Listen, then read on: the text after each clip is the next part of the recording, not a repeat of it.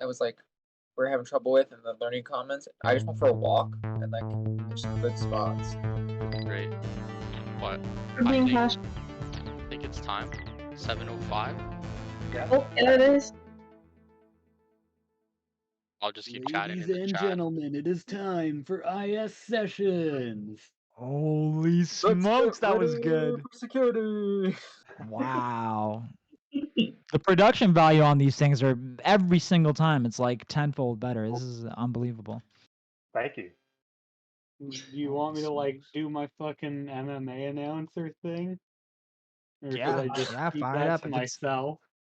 All If it's right. as good as that one, then Alrighty. Maybe So, I'll prepare more better for next time.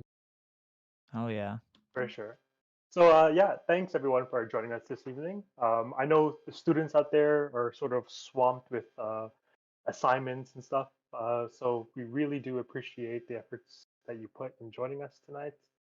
Also, I noticed that there are a few members who have joined the server. So for anyone who's watching, I just wanted to say hi and welcome. If you have any questions about the club, you can check out the ISS Sessions YouTube. And in our last event, I did give a breakdown of what our club's all about. So check it out if you're curious. Tonight, we have a jam-packed event starting with the news presented by Jam, Cristian, and Jackson.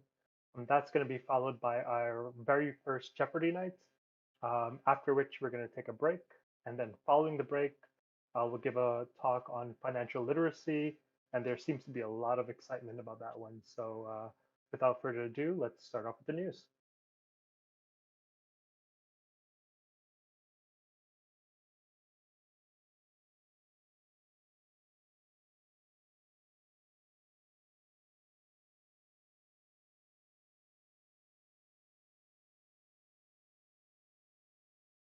I don't know if you know, but you're muted.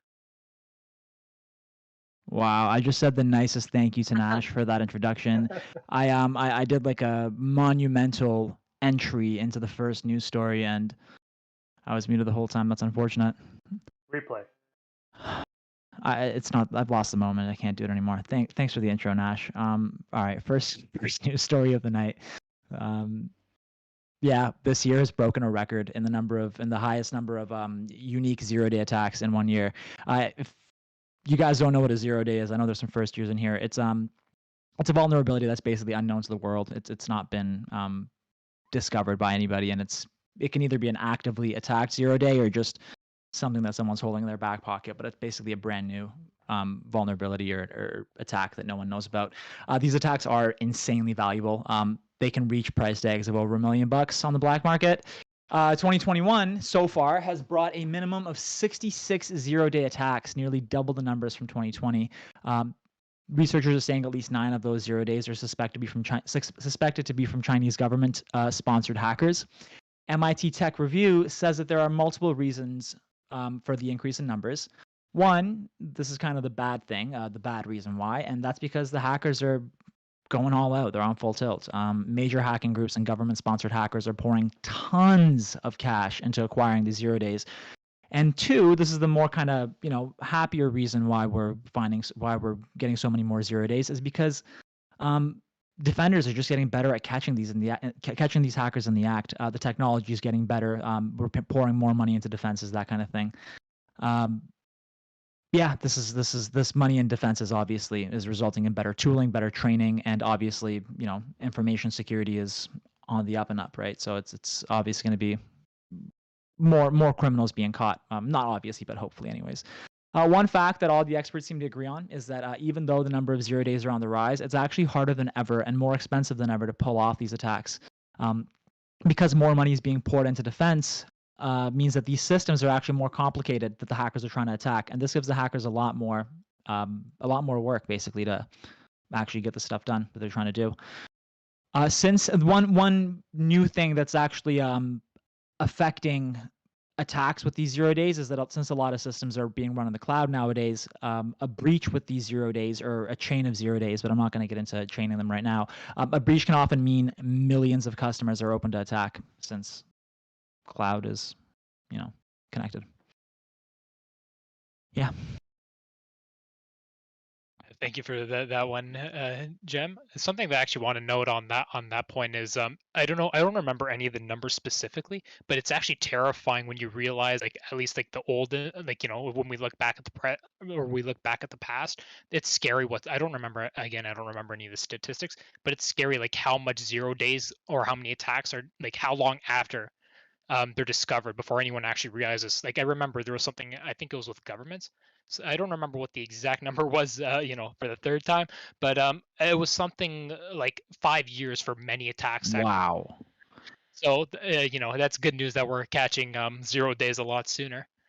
Yeah, yeah, definitely puts things in perspective. But yeah, still got a lot of work to do for sure. So with that being said, one of the things that do not change as much is the effectiveness of social engineering attacks. So, in recent threat intelligence news, a new string of attacks have been discovered by security firm CloudMark. Their findings were published on analysis from the 23rd of September. This bot, named TangleBot, is a new campaign that mainly targets US and Canadian Android users, sending smishing messages. For those who don't know, that's SMS messages, but phishing attacks using them, that typically use COVID-19 based messages. So what makes TangleBot so notable is because of how complex and how depth the obfuscation it uses. These attacks have become more and more common, with many users switching to remote work. In fact, an increase of 256% was recorded in the second half of 2020 alone. So the way that TangleBot works is that once the user clicks the malicious link, the website will then try to collect their sensitive data with prompts. So like Jem noted earlier, is that 0-day vulnerabilities are actually becoming more and more expensive to replicate, and on top of that, with how much faster they're getting caught, it makes it harder to actually use them. So especially with a large campaign like this, the way that TangleBot works is that it'll actually go around that by not using vulnerabilities, but rather having users select prompts that allow its permissions and allow them to run the malicious software on their own doing. So that way it gets around having to go any vulnerabilities, and rather it's a user initiated thing with them thinking that it's actually a legitimate message. It is capable of controlling device functions such as a user's microphone and camera to viewing contact information. What makes this so notable is that when it actually roots itself into the device, is that it's capable of spreading to many other devices. So for example, on a network, that allows it to be even more compromised and spreading it to more of your coworkers, family, friends, so on and so forth. Smishing attacks like TangleBot have also recently begun to use personal information of attempted victims to appear more legitimate, such as names or use services. I don't know about the rest of you guys, but at least personally for me, within the past few months, I've been getting a lot of smishing messages where they're actually using my name. And as far as I'm concerned, I never actually had any breaches that were associated with my phone number. So it's pretty interesting to know how they get a lot of this information.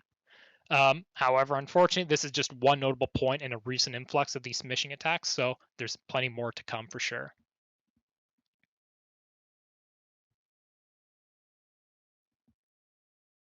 Okay, so this one is a report from Google where they released data showing a practice called geofence warrants. This is mostly in the United States. So a geofence warrant is a type of warrant where law enforcement can demand the data from phones that were used in the proximity of a crime. So if you walk by somewhere and there was like a stabbing there and your phone was near there at the time, you might be a suspect, or they might bring you in for questioning. This is kind of a double-edged sword, as I'm going to get into. But so Google said that the number of these warrants in the United States jumped from just 982 in 2018 to 11,554 in 2020, with there being at least 20,000 warrants in the last 3 years. So in some of these instances, users received an email afterwards notifying them that their data had been demanded, but sometimes they weren't. And there was this one case where someone became, they didn't mention what type of crime it was, but someone became the lead suspect in a crime just because they were riding their bike nearby and they were using an app on their phone to track their route and how fast they were going and stuff like that.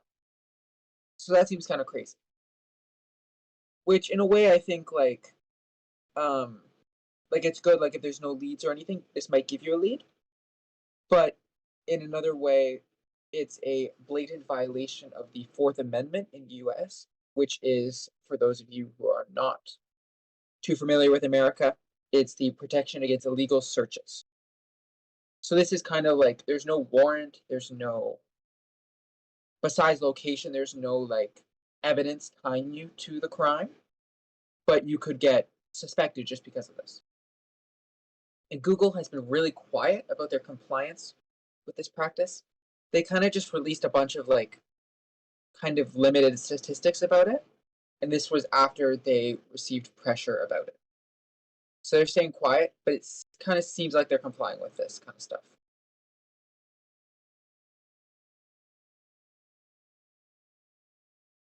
Dang, that is some serious controversy, wild stuff going on.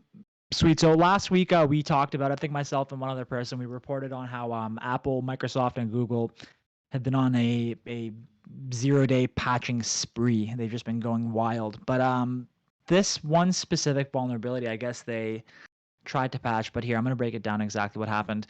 Apple tried to silently patch one especially dangerous vulnerability. According to security researcher Park Minchan, this vulnerability is present in every single version of Mac OS, literally all of them that's out there, including the newest one.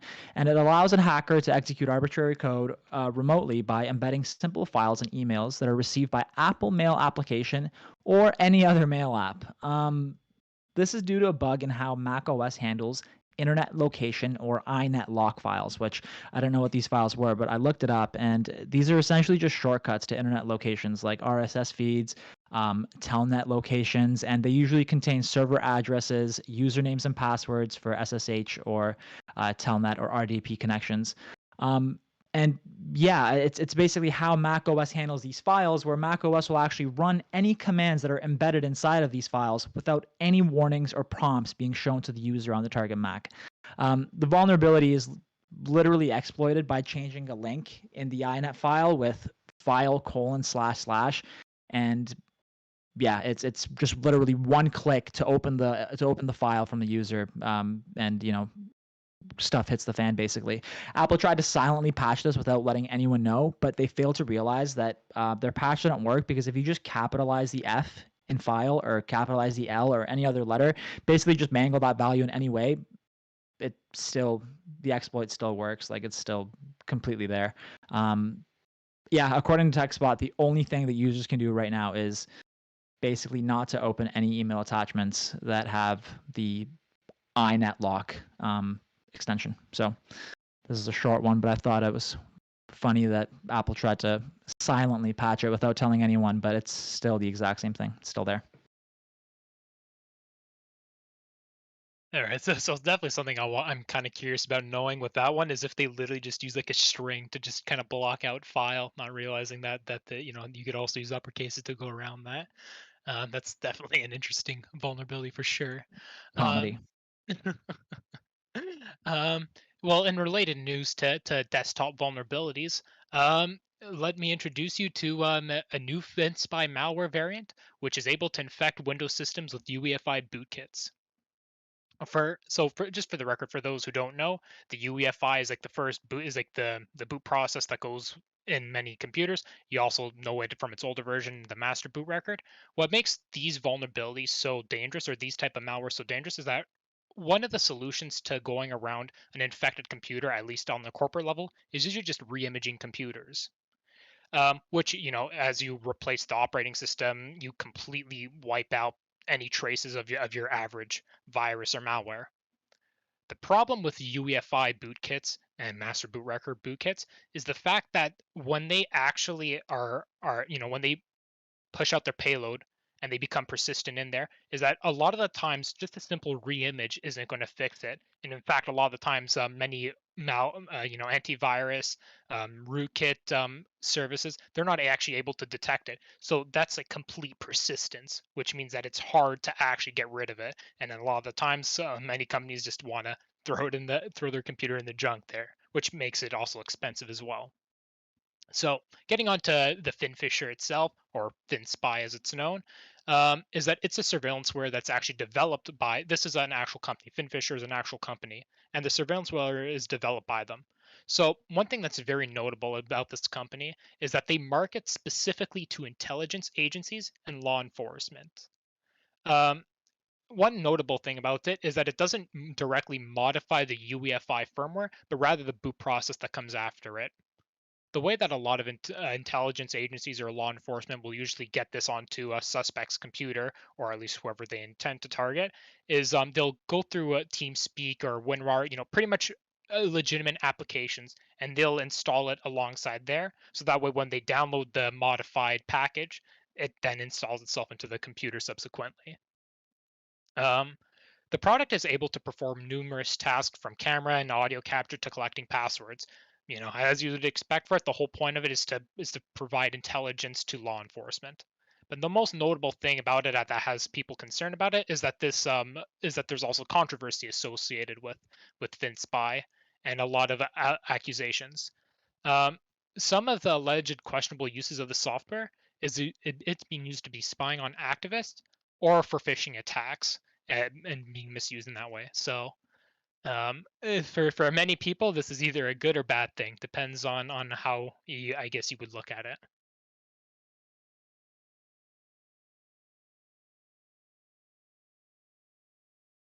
Okay. So this next one I found pretty interesting. So there's this. This was a news week update. The article. So basically, there was a letter to Congress that was revealed that showed that many members of the United States national security and intelligence communities use ad blockers as security protection. So the communities have implemented network-based ad blocking technology to block unwanted advertising content. So these ad blockers also have the security benefit of removing malicious ads, which could contain malware or steal data. The NSA and the Cybersecurity and Infrastructure Security Agency, I can't talk today, has released guidance that says to use ad blockers as a security measure. So the intelligence community was not required to follow this recommendation, though, but most did it voluntarily. So I think this just goes to show that ad blockers are good and they're good to use. You should probably use them. If if it's good enough for United States national security and intelligence, then it's probably good enough for you.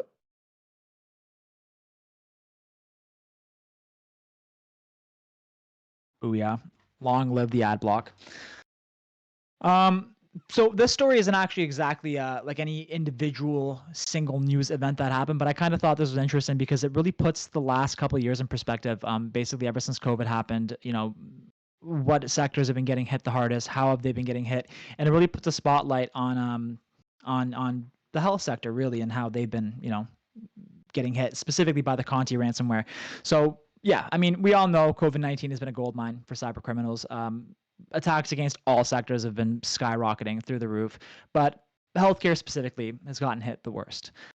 Working remotely, not just in healthcare, but in all companies, but we're talking about healthcare, has opened up companies to get hit both through their on-site network as well as their employees working through home. Obviously, we're not talking about the doctors, but all the different sysadmins and all the different, the people that can work from home, basically. How do you ask this happens? Well, home computers are poorly protected, and so are the home networks.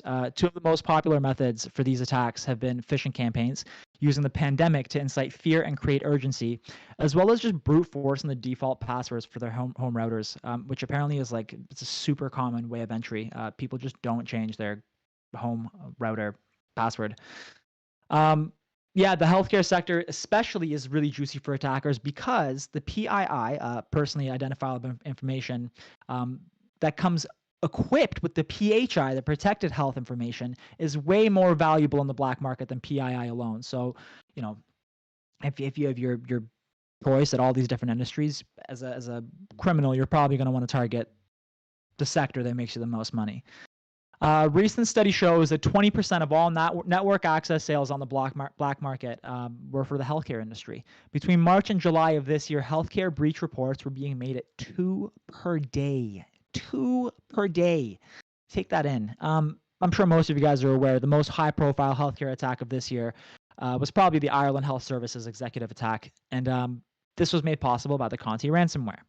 And the Conti ransomware has been on quite a spree through 2020 and 2021, and I'm going to list their targets, basically their victims of the last 2 years, and this list blew me away. Actually, I was looking through stories to talk about tonight, and this list is what made me choose this. I thought this was ridiculous that one ransomware in 1.5 years can attack this many. These are just healthcare industry victims, by the way. This is not Conti's other victims. This is just what I'm about to list out is strictly health offices, hospitals, that kind of thing. The list includes Empire Physicians Medical Group in California, Laura Daniela Emergency Integral Clinic in Colombia, Rehoboth McKinley Christian Healthcare Services in New Mexico, Tailor Made Diagnostics in Virginia, Gastroenterology Consultants in Nevada, HT Medica, which is actually an entire network. It's not just one place, it's an entire network of diagnostic imaging centers. All of them got hit. Leon Medical Centers in Miami, and 2 branches of Higginbotham Family Dental in Arkansas and Texas. This is just one ransomware. And these are just its healthcare victims. It just blew me away. This is in a year and a half. Besides your run-of-the-mill cyber criminals, many of these recent healthcare industry attacks have been committed by state-sponsored actors, and this list, again, is not pretty, but I'm going to say it because I thought it was really cool. Lazarus, Kimsuki, and Cerium from North Korea, Fancy Bear and Cozy Bear from Russia, unnamed Chinese attackers, and the recently indicted Lee I'm going to butcher this, but Zayu and Dong Jiazhou, who were hired by the Chinese Ministry of State to carry out attacks on COVID-19 research facilities. Charming Kitten from Iran was the last state-sponsored hacking group. Yeah, wild stuff. And the last thing I'm going to say is that even more than just there's other attacks going on that aren't even cyber related. The health sector is getting hit in all sorts of ways. One of them includes the Chinese government offering to provide COVID-19 testing to help, other countries out. But the U.S. government says that that's actually just a front to collect American DNA samples with hopes of gaining surveillance, being able to manipulate, blackmail, or coerce U.S. citizens with other health problems that they'll actually be able to pick up from those DNA samples. So, yeah, definitely a good time to be an information security professional, and a scary time to work in healthcare. That was a long story, but I don't know. I thought that was a lot of information, and I really liked it. So, yeah. In more phishing news, before I actually start this one, I'm curious to know in the stream questions, how many people here use two-step verification on any service? It doesn't matter how many, just as long as you use it at even, like, I'd say more than 50%. How many of you use two-step verification? All right, as figured, there is a lot of people who use two-step verification. So as you can expect, it's becoming more and more popular within recent years. What two-step verification typically runs is a one-time passwords or PADs, usually known as OTP, and as you could expect, they are becoming more common each year, because that way you're not just reliant on just a password securing your account. Now you also have a device or application that's under your control, where you're able to verify that it is you, something that an attacker can't get. However, attackers are starting to change things, where they are now gearing attacks towards grabbing these one-time PADs. As I'm sure most of you know, one-time PADs are known for receiving one-time codes through emails, SMS, or authenticators apps such as Google Authenticator, and the two-factor authentication. So you put in your username and password, and then you get prompted for your passcode. The key is different every time that it is requested, as you may have noticed, which makes it hard to kind of just brute force. It makes it really efficient at just kind of being a one-time login. As a result, they're great for security. Notably, many of these services run off of, or actually, with one-time password attacks, a lot of these attacks are becoming more common. And one of these services that have come is, hold on, I think I got the wrong news article. I have up here. Okay, perfect. Now I'm good. All right. So pretty much some examples of one-time password brute forcing or services that are used to collect a user's one-time password are OTP Agency and SMS Buster. A lot of these services run off of Telegram, which is just an interesting fact. The way that they work is that someone will usually pay for access to the service. Following that, the service will then proceed to ask things about what number do you want me to contact? What number do you want me to spoof? What is the person's name? What is their occupation? Pretty much anything that would be personally identifying, which, you know, and in a phishing attack, the more information that they have to make it look legitimate, the more likely a user is bound to click on it. Since they've been gearing these services, a lot of attackers have actually been succeeding in grabbing these one-time pads. Once the message gets sent for the one time or against the victim, the service will request the user to supply their OTP code. If the victim follows suit and responds with their code, the attacker is then capable of capturing that key and then implementing it in their attack, which allows them to get access to the user's account. Now, one thing to note is that in many of these accounts is that they also, or many of these attacks, is that they also need your password to get into the account, followed by the one-time pad. So while it's you know, while there are still some vulnerabilities with one-time pad and a social engineering aspect, you know, it's still hard to initiate these types of attacks. And on top of that, you need a user to fall for the phishing attack. But it is worth noting that these are now becoming more and more common as time goes on. Krebs on Security, who did the report on these one-time password inception bots, also advises users to understand that you should be suspicious of any request for a one-time key that you never initiated yourself. So for example, if you're logging into your bank or you're logging into, let's say, Steam, if you see a notification that you never requested for specifically, or when you're attempting to log out, you should be suspicious. If you confirm it is legitimate, then you should be worried because someone is trying to access your account. If it doesn't look legitimate or something feels a little off, it's most likely a phishing messages. Additionally, many of these services will actually, almost every single service will never ask for you for your password or your one-time key. If they ever ask for your one-time key or password, it is most likely malicious and you shouldn't trust it.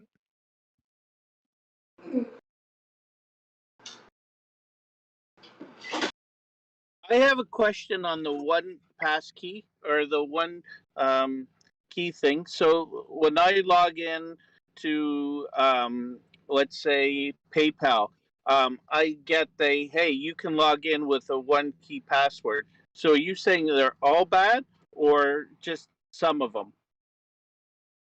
No, one-time pads are usually good because multi-factor authentication allows you to have more processes with. So just to confirm, you're talking about PayPal's one-time authentication, not like a phishing message or something, correct? That's correct. That's what I'm just trying to differentiate between the two. Okay, so pretty much multi-factor authentication is an additional security measure in many of these cases. So for example, let's say PayPal has a breach and your password is now compromised. An attacker uses your credentials to log in. A one-time pad is also something that will be added to that and additionally. So let's say they use Google Authenticator. So you'll also have to authenticate with Google Authenticator after you put in your credentials.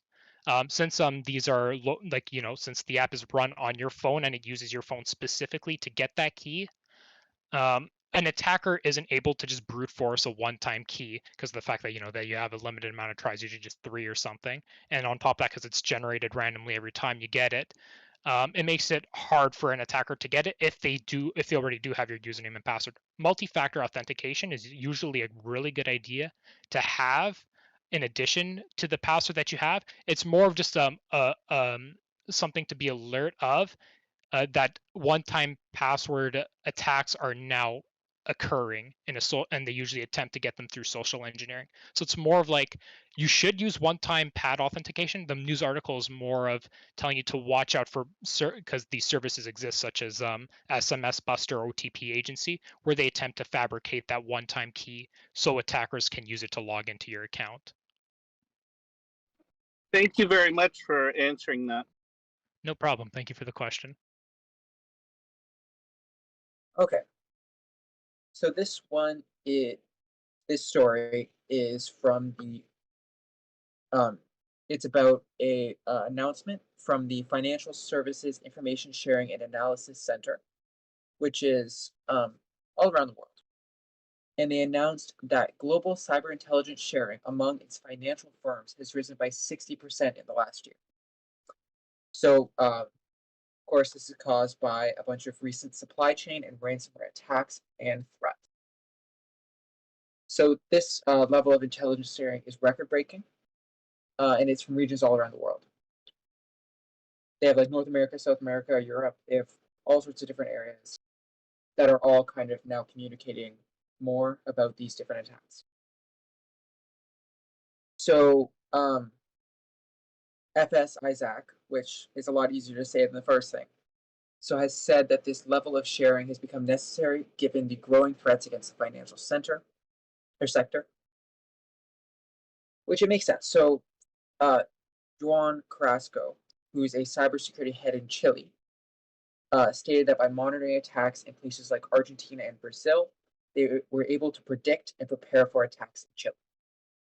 So it's kind of the thing where if one place in my one firm gets attacked, and they share the details of the attack with everyone else, and all of the different like moving parts of it, like how it worked, what happened, what was attacked, what was lost, how it happened, then everywhere else is going to be able to prepare, like beef up their security in those areas and cover up any holes that there might be. And yeah, and then possibly prevent these other kinds of attacks. Prevent the same type of attack from happening in a different place in the same organization. So if a attack happens in Canada, and then we share it with our friends in the US, then they might be able to prepare more, and it might not hit them as hard. Yep. Great. So thanks everyone for the news. Great job. I just wanted to point out something actually that Jem said when he was delivering one of his articles. He said, I don't really know what this is, so I'll look it up. And I just really hope that this becomes a mantra that's intrinsic between our listeners and our members. So always, if you don't know something, look it up. So next up, we have our very first Jeopardy event run by the content team. I do want to make a small disclaimer. There is no prize for this one. It's just for fun. So let's have some fun. Of course there's a prize. You get bragging rights. That's right. Why wouldn't you want that? The price is the connections we make in this chat. That's all right. we need. It's the friends you make along the way. Okay. So my name's Jackson. I will be our Jeopardy host for this evening. I'm not Alex Trebek, but I'll try my best. So we're gonna be playing ISS Jeopardy, and I'm gonna explain the rules. Make sure you listen, because obviously we're not on stage. We're not in Jeopardy. I'm not wearing a suit. So things are gonna be a bit different. So just make sure you. Okay, next slide. So just like Jeopardy, there will be a grid with 6 categories with 5 questions each, and each has a varying difficulty.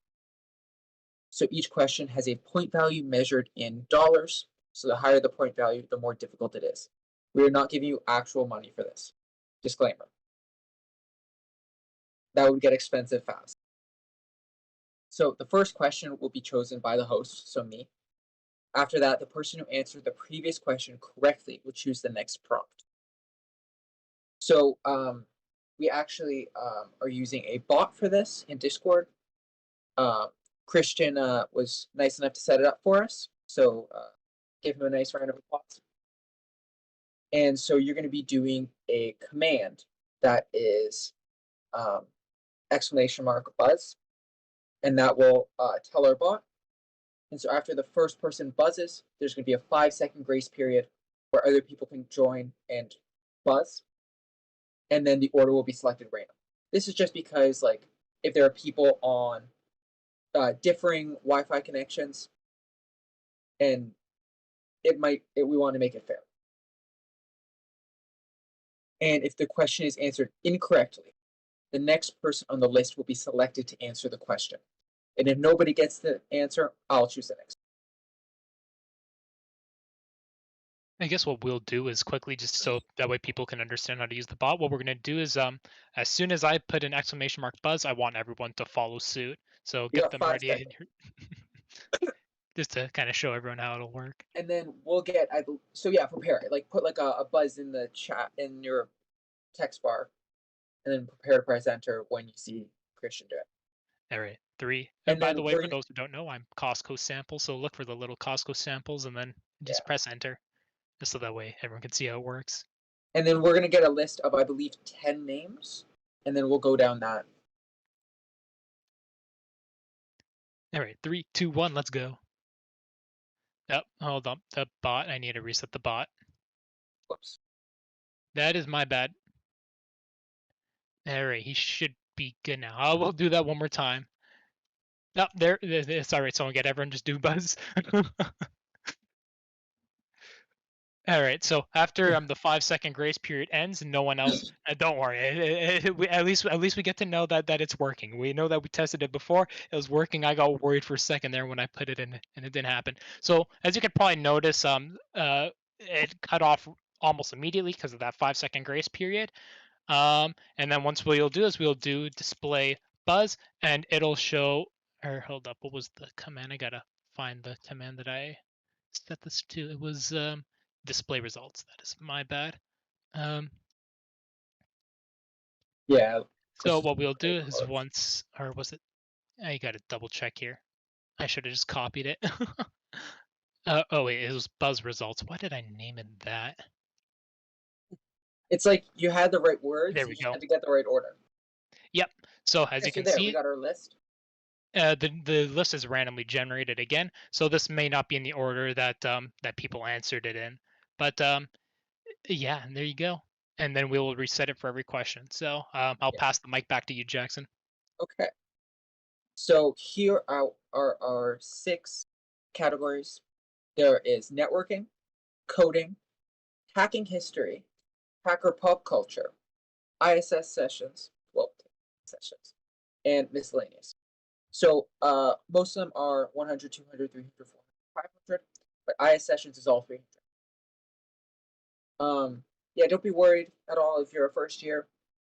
We have some easier questions, and then we have some that like aren't technical. So let's do so I get to choose to start, I guess. So let's do hacker pop culture for 100 to start. So in which movie is a computer hacker offered the choice between 2 pills?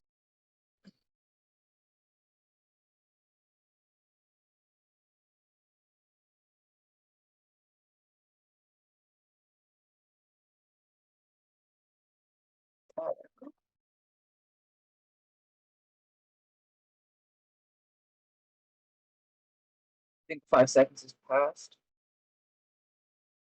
Okay, there. So S-Bin. If you want to type your answer or turn on your mic and answer, just yeah, whichever way you want to answer.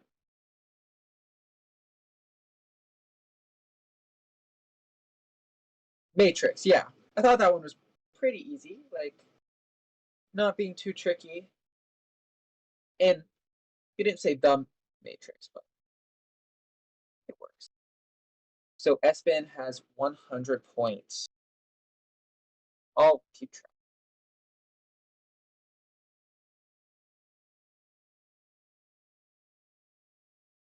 Yeah, there's the new Matrix coming out soon. Okay, S-Bin. What category and what dollar do you want? If you want to do an ISSessions one, just say like top, bottom, middle. What's next question? No, so you get to choose what question will be buzzed for next. So we're going to do buzz again, but then you get to choose which one we answer.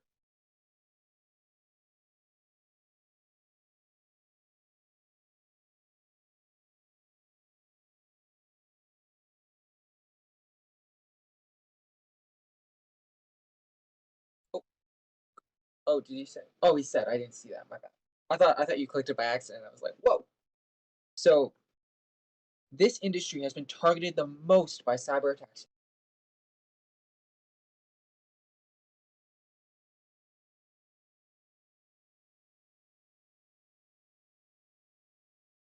The way that we'll do it now, actually, Jackson, is anytime you want me to display the results, I'll do that for you. Okay. I think it's been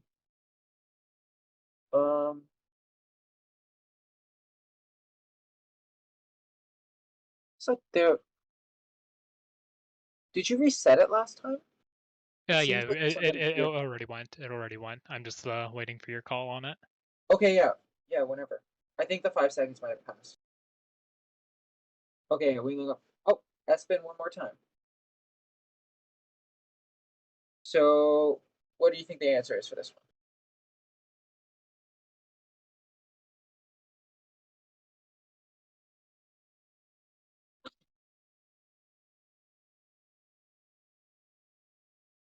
If you're not sure, just shot in the dark. Whatever you think. There's only so many industries out there.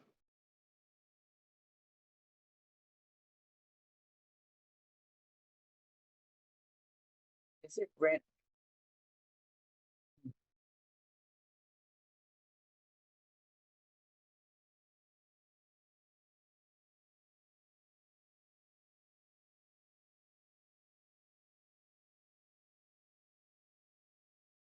So financial, it is.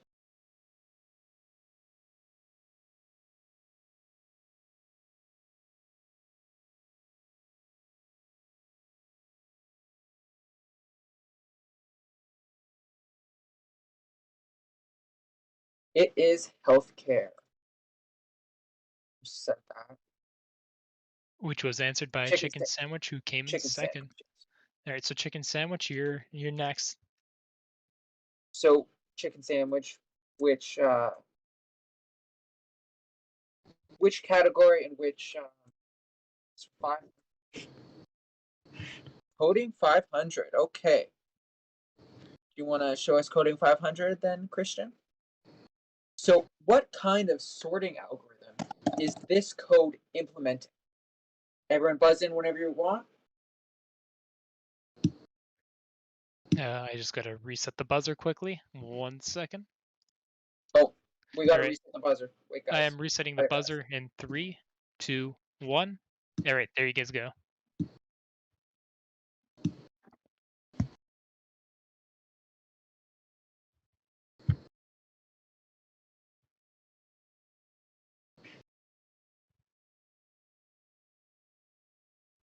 Okay, looks like that's everybody. If you want to show us our order. Espen again.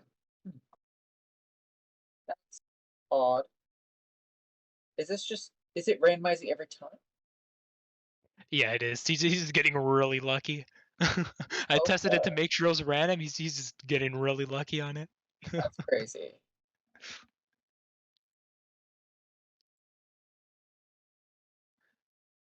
All right, Espen doesn't know the answer, so we'll move to second, which is Kyle. Kyle, what kind of sorting algorithm? A bubble is incorrect. So we'll go with number 3 now, Chicken Sandwich. What is your answer? Again, there's only so many types of sorting. Give us a guess. Yeah, guys, make sure you don't say your thing before it's your turn. Don't say an answer before it's your turn. Chicken Sandwich, quick sort is incorrect.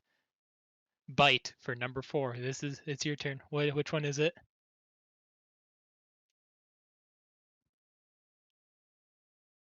Wait a moment. You have an answer? Okay. Selection? It is not selection. I think you guys are like guessing all of them except.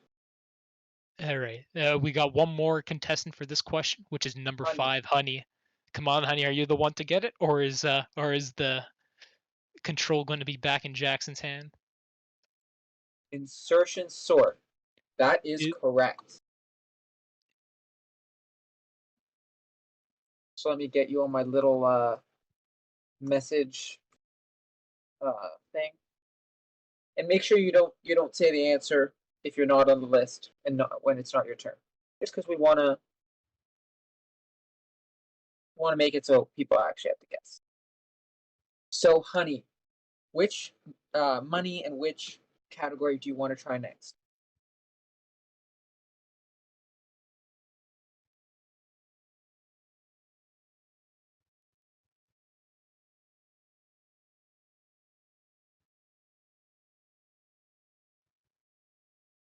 Just learned it today and I'll go. Well, perfect. You're already using what you learned. Pulp culture for 500. Okay, I remember making this one. Interesting. So give us pop culture for 500. So which 1995 hacker movie follows a group of high school hackers led by Johnny Lee Miller and Angelina Jolie? The actors, not that. Like, they played them, not the actors themselves.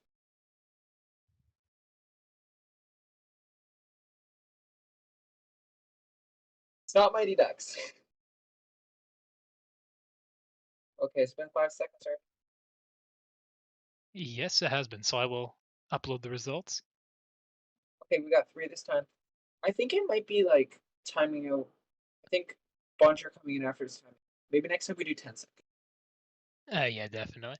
What Okay. I'll also do actually is I'll also reset the buzzer until after you finish speaking, so that way as soon as you finish reading Good the idea. question, that way everyone has time to actually know the answer. That's a good idea. All Yeah, right, because so now I think it's like it goes after the first one. So then it's like if someone goes super early. Okay, well, Kyle, what movie do you think it is? Hackers is right.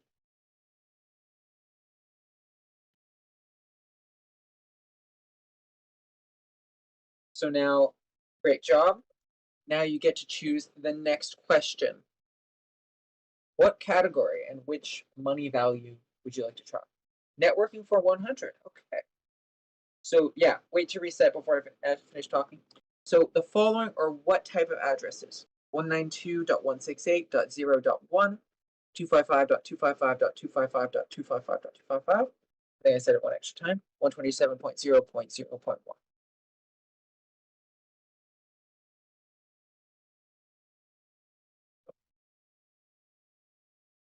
Okay, is that it? I think time's up. You can show it. Okay, Marcras, I want to say. What do you think it is?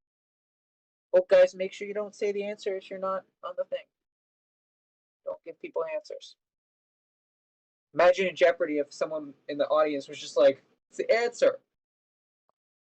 it is partially correct. Do you think you could elaborate a little bit further, Mark?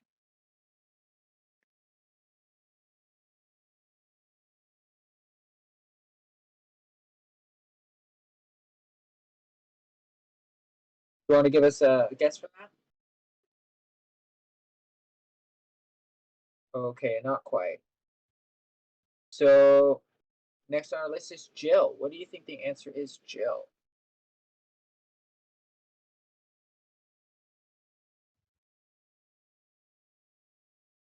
Subnet mask. Oh, Jam, thanks.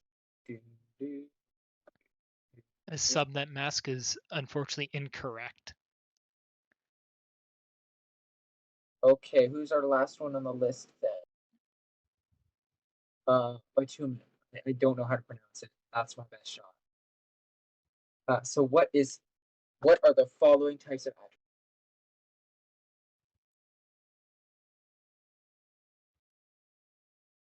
What kind of addresses? Home IP. Check. Home IP is unfortunately incorrect. And our answer was IPv4. Yep, the specific one was IPv4. Nice try, everyone. We were just looking for a specific thing. Yeah, that's what I tried to meant with Mark's answer, but maybe I should have stayed away from using them, 255 and loop back. But the wording on that one was a little bit tricky. That I think that I'll call that one my bad. But since no one got that one correct, I'll put the control back into Jackson's hand for So the I get next to one. choose again. I'm not going to complain, honestly. So I'm going to say, let's do miscellaneous for 500. I like these 500. Okay, so this large country is the world's leading producer of bananas. Buzzer has been reset.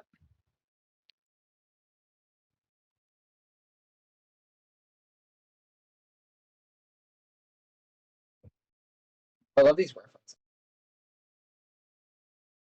Okay, I think we're good now.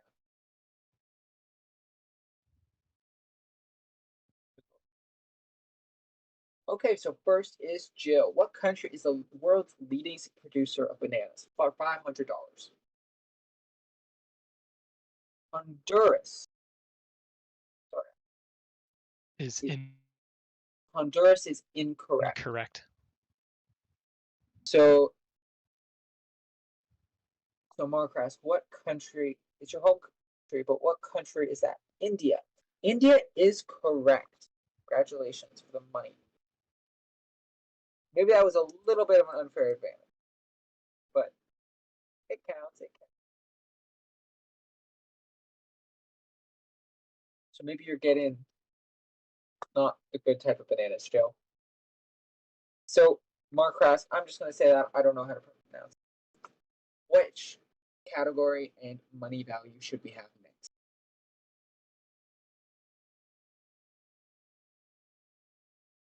We only have one 500 left. Hacking history for 300. Okay, Cristian, give me hacking history for 300. So this person is famously known for releasing a worm on MySpace. Buzzer We has had been a reset.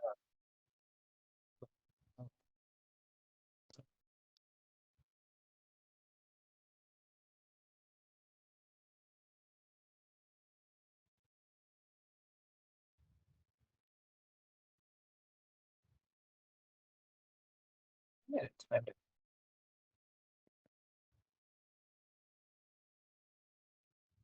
Okay, do you want to give it to us, Cristian?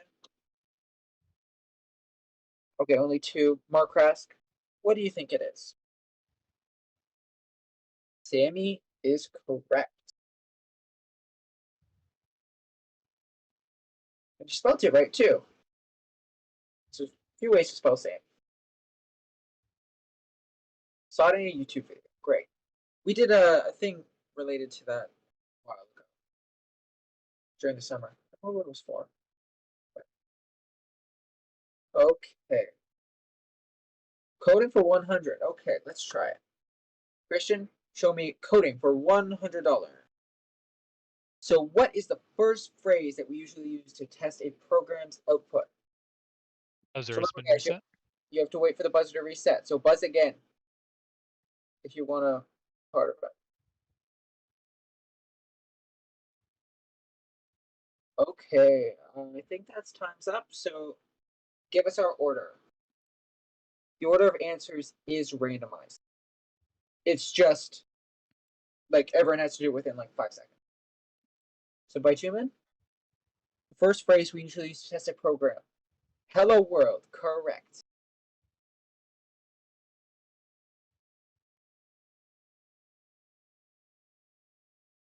$100 points. It's the first thing you always do when you learn coding. How do I say hello to the world?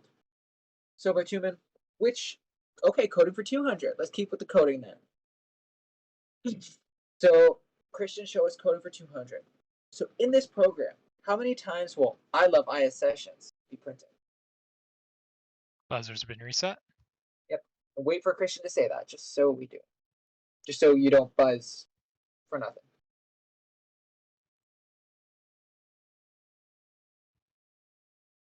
I love these references.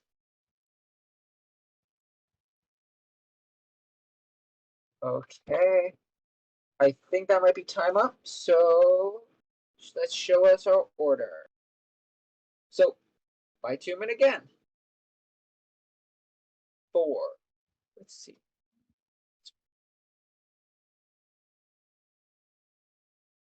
I actually have to check this. I kind of forget the answer. Do you have the answer on hand, Cristian? Yep, 4 the answer times is is 4. correct. Awesome. So once again, which is the next? What money and what? Coding for 300. Let's get them all over with while we're here. So what would this print? This code. Buzzer has been reset. Now just give me 1 second while I reload this thing. Yeah, so everyone pause. It's your turn.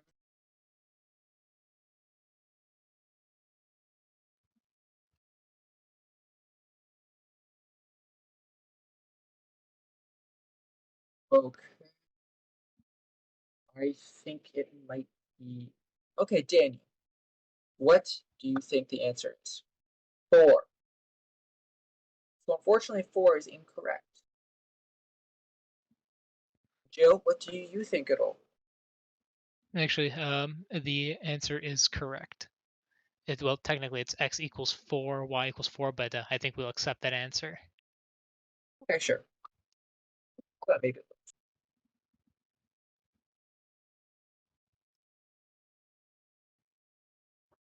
This scoreboard is pretty competitive.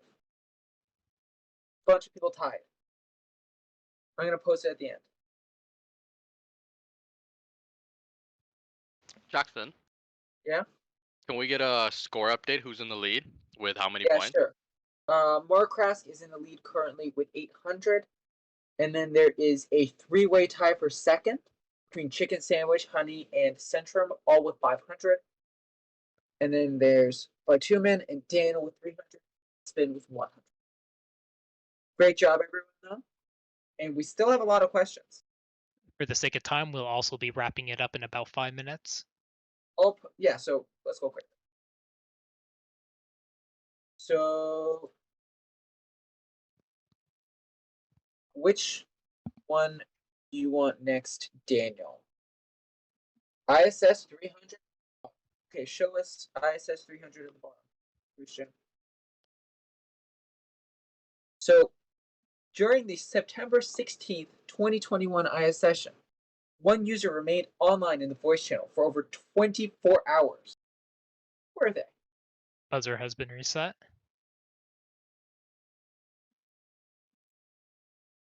I don't know how you could be in a voice chat for over 24 hours, but they did it. Okay, let's show the list now, just because we might be a little. So Chicken Sandwich. What do you think it is?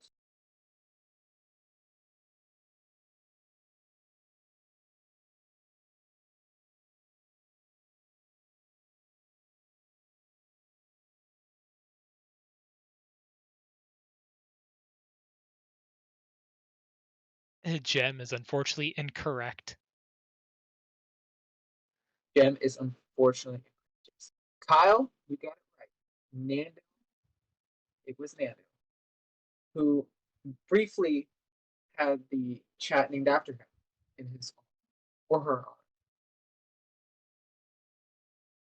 It was the right idea, Jim. I someday hope to stay in an IO session call. So we probably have time for like 1 or 2 questions. So Kyle, which one do you want? Maybe a miscellaneous or ISSessions or networking or something. Okay, networking for 200. Show it, Cristian. So this protocol is often used on TCP port 21. Buzzer has been reset.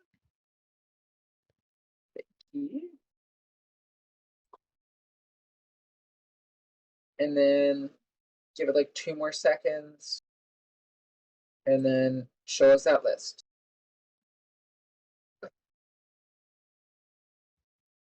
So Kaya, what question do you think, what protocol do you think it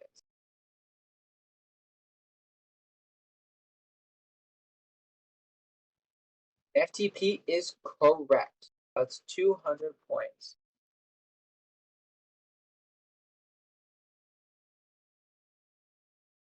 Nice. So let's. I think we. Would you say we have time for one more? I think we have two more. Two more. Two We're more? good. Yeah. Okay, Kaya. Which, for the second last one, which one do you want? Network for 500. Is same with coding. So wireless communications transmit data by using this, also commonly referred to as signals between all interconnected nodes. Buzzer has been reset. What do you guys think it is?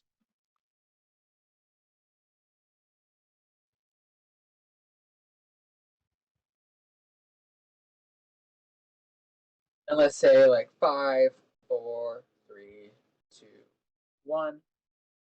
Reveal. Okay, we only got 2 that time. So Bitumen, what do you think it is?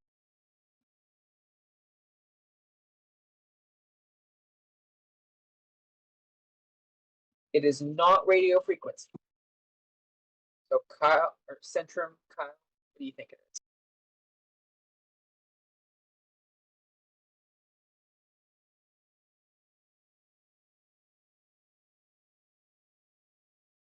Do. It is not multicast. So Christian, you want to show the answer then? So it is electromagnetic waves. So not quite networking, more the like science behind it. So we got one more question. Wow, look.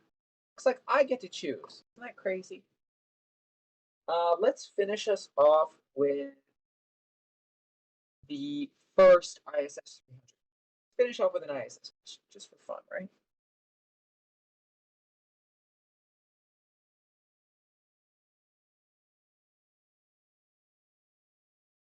Okay, who was the winning team of the last ISSessions CTF last year? Buzzer has been reset. Thank you, Jem. Thank you. I appreciate it. I totally didn't rig it this way.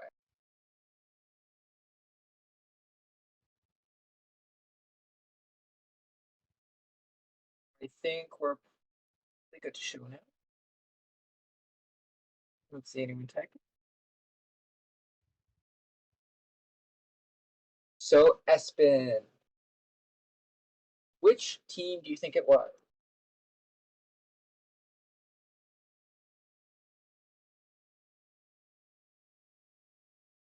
Big Spites? No, unfortunately not. So Mark Kraus, which one do you think it will be? You came 42nd? Joel's team? Joel's team is unfortunately incorrect. I almost said unfortunately correct. So who's next? Okay, Honey, which team do you think it is? That won last time.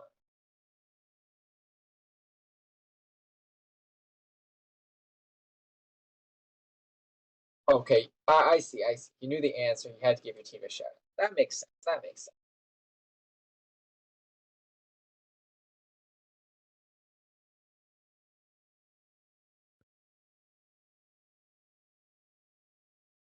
Okay, first year, that's fine. Don't worry. Jill, you want to guess? Or if you know it? Do you know it, Jill? What if we This is a give little Honey to pick the year? Like what year? First year, second year, third year, fourth year, one. Second. I don't think it was a second year team. No. Rats. Good try, Honey. Tried to help you out. What year the team was in. Okay.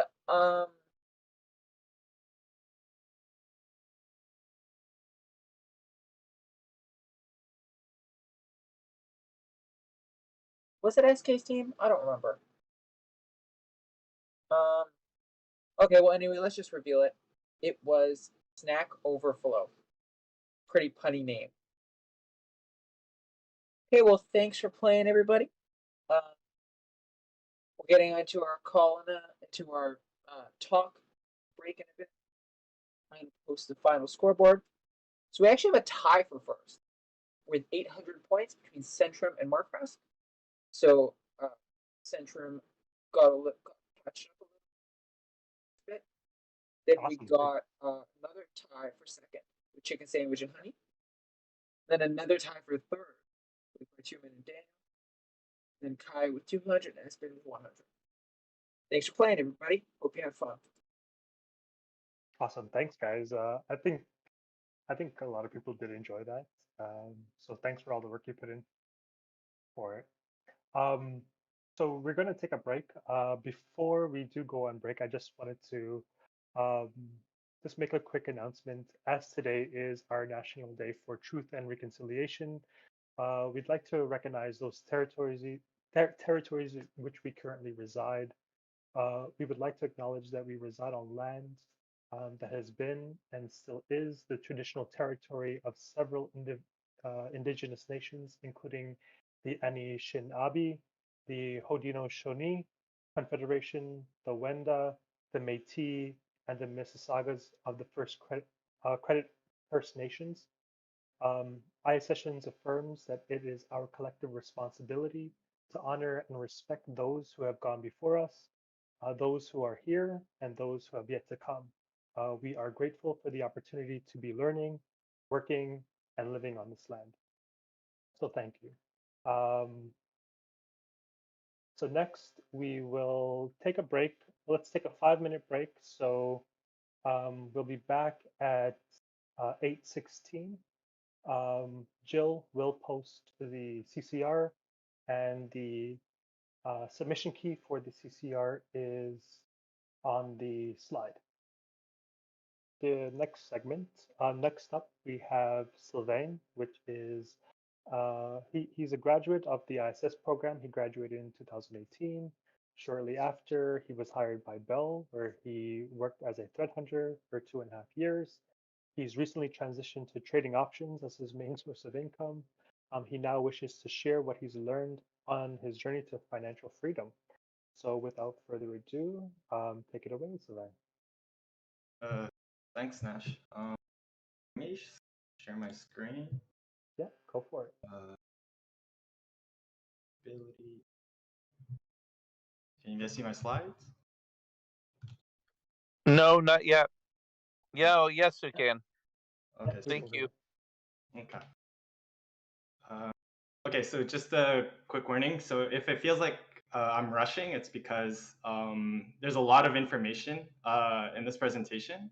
I've done it quite a few times now, like maybe like 5 or 6 times now, and most of the other times it went up to like 1.5 hours or 2 hours with questions. So if you do have questions, which I'm sure you will, or if you want to have like any further discussions, please type it in chat, and I'll definitely take the time afterwards to answer it. All right. So I'm basically going to be vomiting out words for the next hour. I'll probably have like a small break in between just to do kind of like a experiment or like a questionnaire. So yeah, besides, oh yes, I will be sharing the slides afterwards for sure. So okay, let's begin. So welcome to my talk, everyone. So it's called From Hacking Finance to Hacking Your Finances. So first, a little introduction to myself, a little bit more from what Nash has said. So I was a threat hunter for Bell, and I recently became a full-time options trader. I say full-time, but it's a little bit more nuanced than that. But anyways, so I went from the world of security to trading securities. And like Nash said, I graduated from Sheridan in 2018 from the program that you guys are in, the ISS, Information Security. Here's a list of my interests. I want you to be very well aware that I am not a financial advisor. So whatever I'm talking about in this talk is not financial advice. If I do say something like I recommend or I prefer this strategy or thing, It's just a personal opinion, and it's just that. It is not a recommendation or financial advice. All right. Okay, so what does this talk about? So it's really an intro to investing and the financial journey. It's, again, like what I've learned on my financial journey so far. What I really love about this sector is that you honestly like security. Like there's you'd be kind of surprised, but there's always new things to learn. I've been trading a specific strategy like really consistently for the last half a year or so, and just like today, I learned something really game changing. So just as like I guess like I said, no, like I love the challenges of personal finance. Yeah, so I want you to be very aware of have biases and preferences, and I'll try to make note of that throughout the talk. Just mainly, I'm not a big fan of real estate, but that's just my own personal preference. Anyways, we'll move on from. And again, yeah, I don't know everything, and there's always lots to learn. What I hope for you to gain from this is to engage in the world of personal finance, and that you start asking like the right questions, right? So like, and we'll kind of like tackle these questions like in order throughout like the presentation. So forgive me if like I go over like if I don't really explain like what is a stock or what is like the S&P 500 or whatever right away. We'll just start with like the why, and then we'll talk about what and when you can achieve these things, and some strategies on how you'll achieve it. And again, I hope you start off on the right foot on your financial journey. So I say that word a lot, the financial journey, or that term a lot. And what is it, right? So I kind of think of it as like a set of like milestones that you set yourself in the accumulation of wealth. And this graph is kind of like we can think of it as like your levels of wealth and what stage of the quote unquote financial journey that you're at. I want it to be very clear that everyone's journey is different, right? From your starting point, so whether you come from like a poor background or, sorry, I mean middle income and such, but yeah, so everyone has different starting points. You'll have different pace or risk tolerances, right? And to be honest, like everyone will have different objectives, right? So one of like the milestones I put on here is what I call Bezos money, and that's when you just have so much money that it's like it's off the charts. Like you can't even figure out like how to spend it, right? I used to talk about all of these other milestones before, but to be honest, like what we really care about is this section here, the FIRE section, and we'll explain what that is in a second. So what is FIRE? So it's an acronym for Financially Independent, Retire Early. Let's think of it like as your end goal, or like your objective, right? Everyone wants, at least I believe that everyone wants to be financially independent. They may not necessarily want to retire in the sense that retirement means like you just don't work anymore.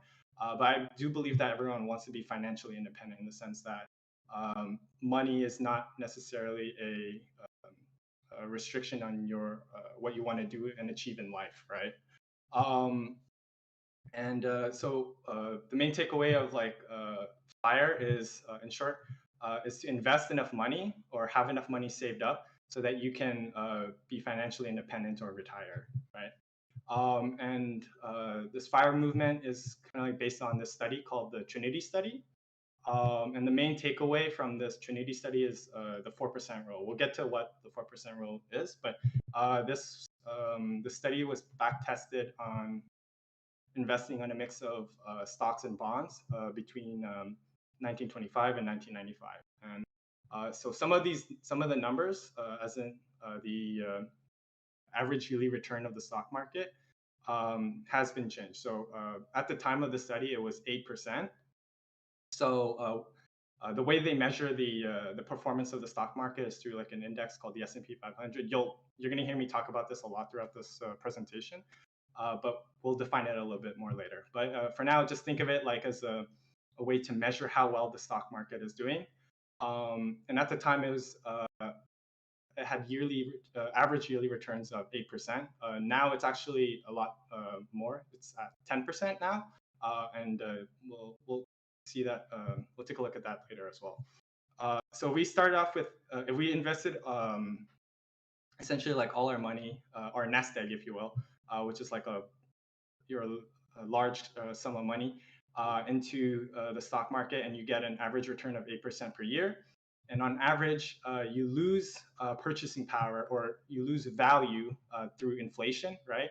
Of let's call it 3%.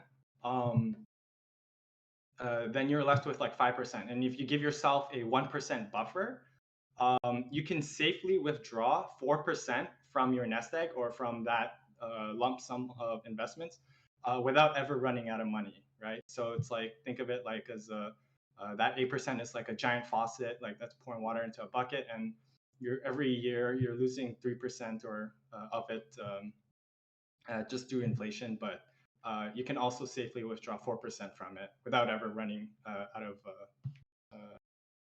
water or money in this case.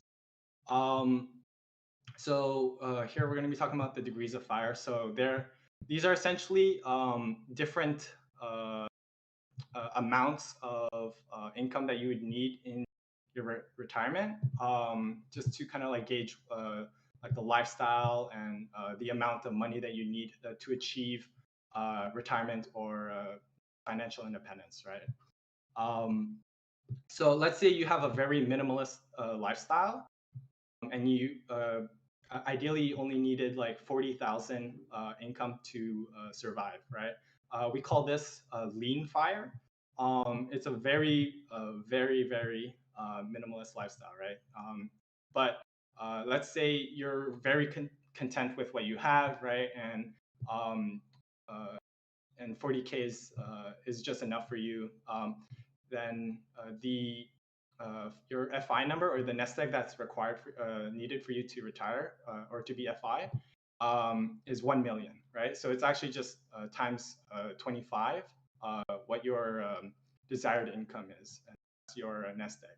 So on the other end, if you want to live a more, we'll call it luxurious lifestyle, right? We have something called like fat FIRE, where we could say like maybe it's usually roughly like 100K income or withdrawal rate. You would need 2.5 mil. So if I magically had 2.5 mil right now, and I had it all invested in the stock market or the S&P 500, I wouldn't have to lift a finger, and I would be living a 100K lifestyle for the rest of my life, right? Without ever running out of money. And so this 100K number, you just use it like, or like this, the income that you withdraw from it, just use that as kind of like a barometer of like the purchasing power or like the lifestyle that you want to have, right? Because this number will change in the future. Yeah. And I think I put a little note on there. And then eventually, like beyond these stages of FIRE, you can also get, I don't know, Bezos money, right? Where you just have so much money you don't even know what to do with it. But that's not really a tangible goal, right? So you hear those numbers like 1 million, 2.5 million, and it's like, oh my gosh, like that's a lot, right? For me to be financially independent. But there's, I guess, like a milestone that you can achieve before that. That's more capital efficient, and it's not quite FI, but it's close to that, and we call it coasting FIRE or barista FIRE. This milestone is kind of like, you could call it like the halfway point, and it's where your nest egg is sufficiently large enough where you no longer require contributions to hit your FI number on retirement day, right? So basically, you reach a point where your money will grow sufficiently large enough for you to hit your target number without requiring any additional what do you call it, contributions, right? So you don't need to set aside money for retirement. So what that means is you only need to focus on surviving until your retirement date. So any form of income is just really just to pay your day-to-day bills.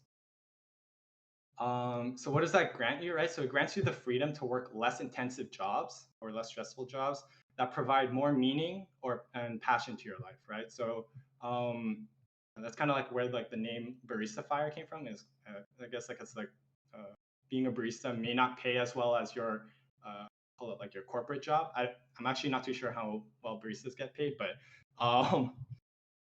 the point is you might enjoy it a lot more than your stressful corporate job, right? Or you may want to do something more meaningful, right? So like, or you're more passionate about, like being a tour guide or participating in wildlife conservation or focusing on like your side hustle, right? So these are things that you can do. But when you have the freedom, right, it doesn't mean that you have to quit your job. You can, if you really love working security, for example, you can keep working in it, right?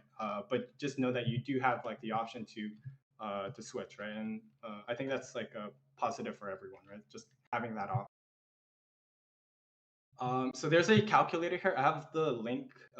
Again, like you'll have access to the slides to play around on this calculator, or you can just Google it. But this calculator kind of tells you, it tells you like essentially when you would hit your coasting fire based on some parameters that you set, right? So just throwing in some numbers here. So let's say my current age is 30. I would like to retire at the age of 65. You know, like I want a pretty good middle ground. So like maybe not like super luxurious 100K income. And there's like studies that show that like 70 or 75K is kind of like when you start reaching like optimal amounts of income versus happiness, right? But anyway, let's say I'm okay with a 75K income or lifestyle, and my current net worth is 100K, and I will consistently contribute $1,000 every month towards my retirement or towards my nest egg, and with what's it a 10% annual growth of my investment, and I'll lose 3% due to inflation, and I plan on just withdrawing 4% upon retirement, right? So I would hit my coasting fire at what's it called, in 9 years, right? So when I'm 39, and I need 175K roughly to hit that coasting fire number, right? So if I somehow got that lump sum like right away, like I would already immediately hit my coasting fire. And you'll see the graph here. So the green here is your contribution, like your current net, your net worth, like without any contributions. But if you do contribute, it accelerates it. Yeah. Anyways, I highly encourage playing with this, and you'd be really surprised on what you can achieve. Well, maybe not as a student, but we'll get on. We'll talk about that in a bit also. Actually, here, what can you do? So this is stole this from David Bianco's Pyramid of Pain. It's a pretty popular concept in information security, but I rebranded it as the attentive priority. So rather than focusing on the top, it's really focusing on the your pillars and having a solid foundation, and focusing on those first, right? So first you want to target paying down your high interest debt, then savings, and then you can work on maximizing your income, and for sure you also want to work on investing, right? But we'll get into each section now. So first, yeah, high interest debt. So you want to pay those down as soon as possible. We consider high interest debt like usually something like credit card debt, which is at a 20% interest rate. And I consider like something like personal loans that are greater than 8%. as a high interest. I'm actually not too sure if like this is like an appropriate number. I just used 8% because compared to kind of like the average returns of the stock market, right? So you want to focus on securing these quick wins and reduce your losses, right? So if you consider paying a 20% interest rate, you essentially saved yourself 20%, or you made quote unquote gains of 20%, which is pretty good. And ways that you can, some strategies for you to tackle these high interest debt, right? One of the most efficient one is the debt avalanche. So you focus on paying your highest interest first. So whichever one's doing the most damage to your wallet first, it's the most financially efficient, but sometimes it might be your largest debt, right? And in the world of finance, like your psychology plays a very key role. So it might be a better strategy for you to do the debt snowball, where you focus on paying off the smallest size debts first. So that way you kind of like get these quick wins and you kind of like snowball your victories, right? And you eliminate the number of debts that you need to pay off. So this might be a better strategy for you if, yeah. Another one is to do some refinancing or debt consolidation. So if you have access to, like, let's say a line of credit with 6% interest, and you can close down a 20% interest credit card debt, you're basically saving yourself on 14% interest. Okay. So here it is essentially a slide to talk about saving money. Saving money is honestly like the most important thing that you can do at any stage of your financial journey, honestly. There's a book that I read called The Richest Man in Babylon. It's kind of like a philosophy, like a money philosophy book about a man in like that was like 2,000 years ago, and a lot of like the principles in the book are like still applied today, right? And one of the things that they suggest is to quote unquote pay yourself first. If I did some polling in here and I asked you like, what does it mean to pay yourself first? I think some people might say like, oh, it means like, you know, treating yourself, like, you know, getting those nice shoes or handbags or whatever, right? Or going on a vacation, and like that's not what they're talking about. Paying yourself first is really setting aside that money and investing it. And the number that they recommend is 10%. And there are some studies. Unfortunately, I don't have the citations for them, but they're having studies that like show that 10% is a pretty good number because you may not even notice it from your day-to-day life. So if you set aside 10% before you pay any bills or you plan anything or do any budgeting, you won't even notice it. And that 10% can grow into something that's really significant over time. And at this stage, you may want to like consider like some minimalism, right? Like maybe not go like extreme about it, but you know, definitely, you know, ask that question, right? Like, does it spark joy, right? And this is kind of like I guess like a standard or for like budgeting if you're not too sure like how much should go into what. But yeah, anyways. So for the income section, I just want to talk about like there are 7 forms of income. The ones that we'll talk about today is mainly capital gains and dividend income, but all of these are taxed differently. But the one that's most taxed is the earned income, and earned income is what you is like your day job, right? It's the most common form of income that people have, and again, it is the most taxed. Okay.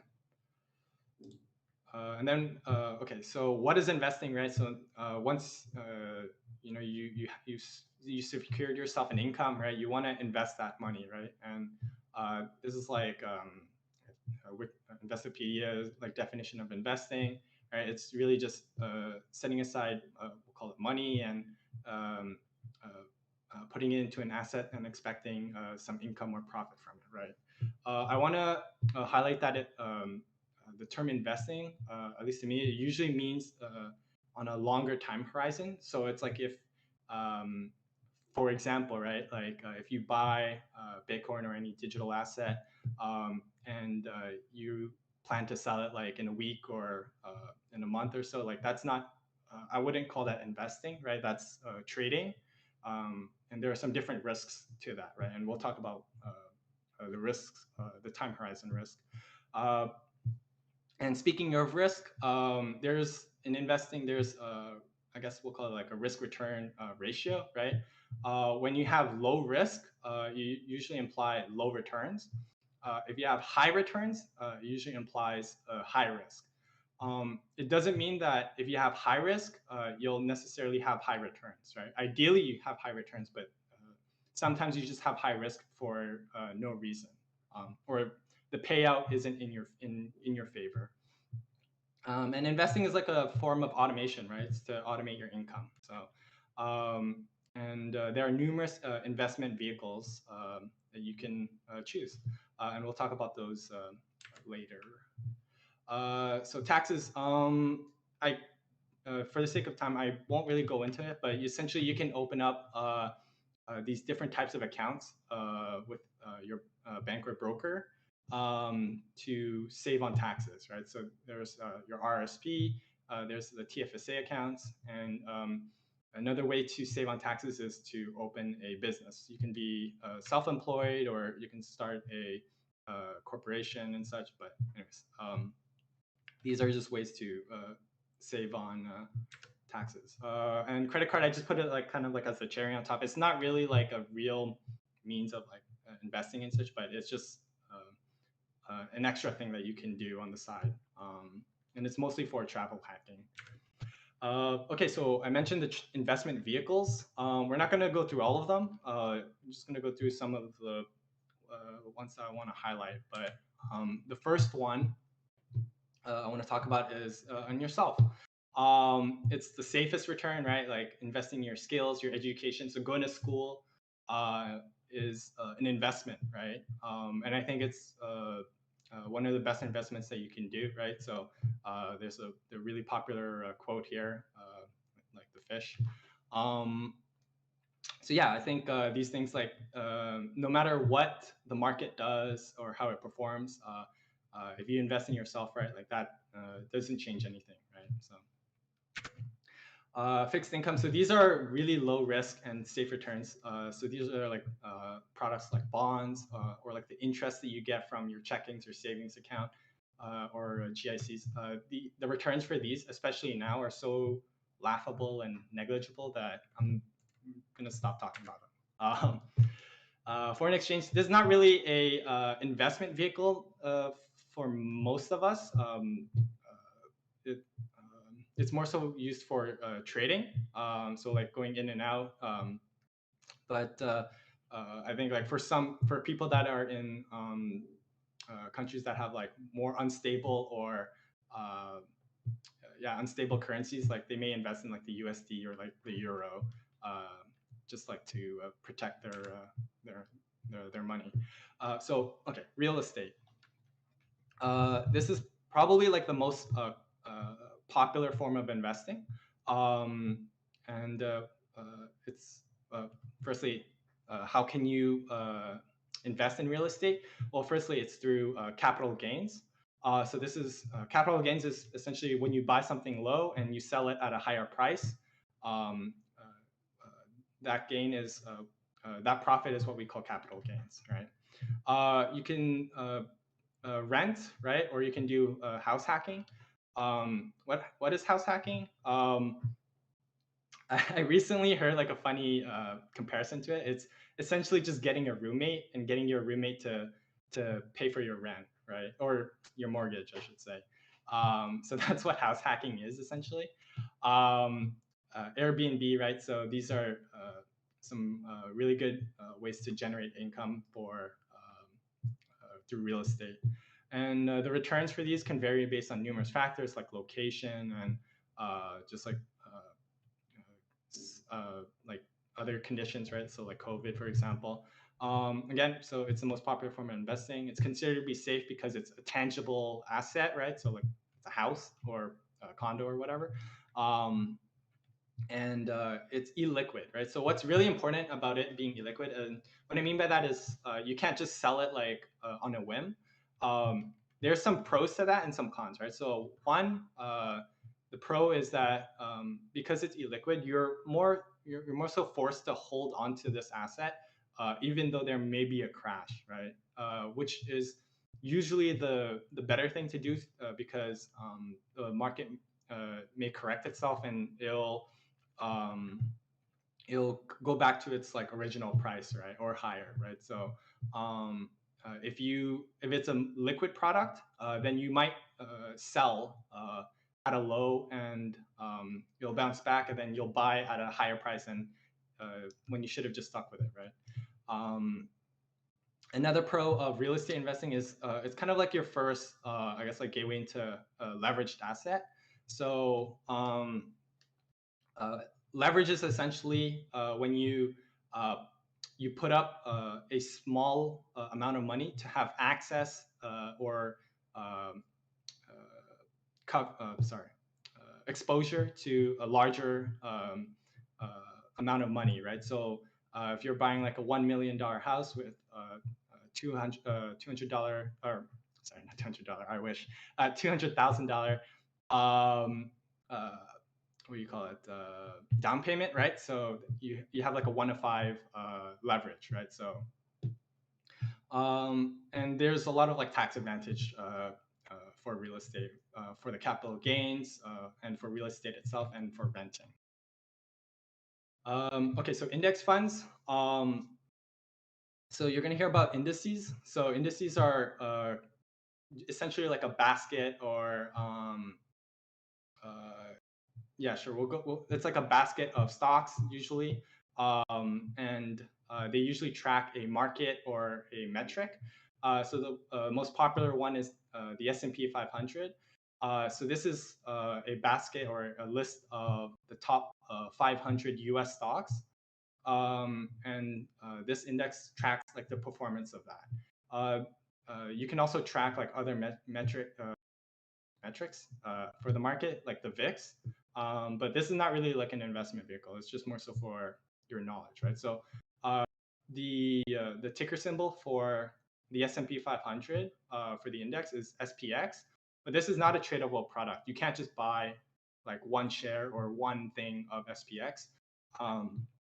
It's just again, like it's kind of like an idea, right? The tradable product are what we call ETFs. So these are exchange traded funds, and the most popular or the most common ETF for SPX is or the S&P 500 is SPY. So these are the actual products that you'll want to buy if you want to have exposure to the S&P 500. So these are passive funds. They have low MERs, or essentially management fees. And for the case of like SPY, I believe it's 0.095%. You won't see this management fee, like you won't actually see it. Like it'll be baked into the price of the product, and it's essentially like a one-time fee. So these are really, really negligible fees compared to the price of the product. There are leveraged funds out there. So to give you an example, TQQQ is a triple leveraged ETF on QQQ, which is the top 100 tech stocks. Essentially, it's the top Nasdaq funds. So just to give you an idea, it's if QQQ goes up by 1%, then TQQQ will go up by 3%, right? But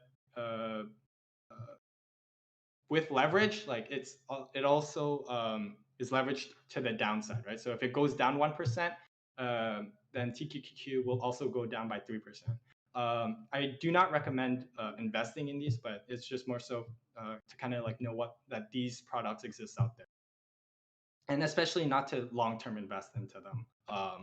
because there's some things about it that you need to know if you're gonna use it as a long-term product. And there are what we call active funds. So a really popular one is ARK-K. This is like there's like a popular investor right now named like Kathy Wood. She invests in like really innovative companies, right? She's really popular for and like being an early adopter of like Tesla. So essentially, her fund looks for really innovative companies. So if you don't want to do that research and you trust her research, you can buy her ETF, RK. It has a slightly higher management fee or MER. So it's baked into the price of the fund or the ETF. But it's not too bad compared to like the fees for like buying into like a mutual fund, which is like 1.5%, right? Okay, so this might be a little bit late to talk about like what is a stock or what are equities or shares, but essentially, and these are kind of like they're basically synonyms, so they're replaceable. Stocks represent ownership of a publicly traded company, so not every single company out there is publicly traded. So, but if they are listed on like a stock exchange, then you can own a piece or ownership of that company through by buying their shares, right? So here we have the share price of BCE, which is Bell Canada. So each share price is like $50 roughly, but the total company or the market cap is 45 billion, right?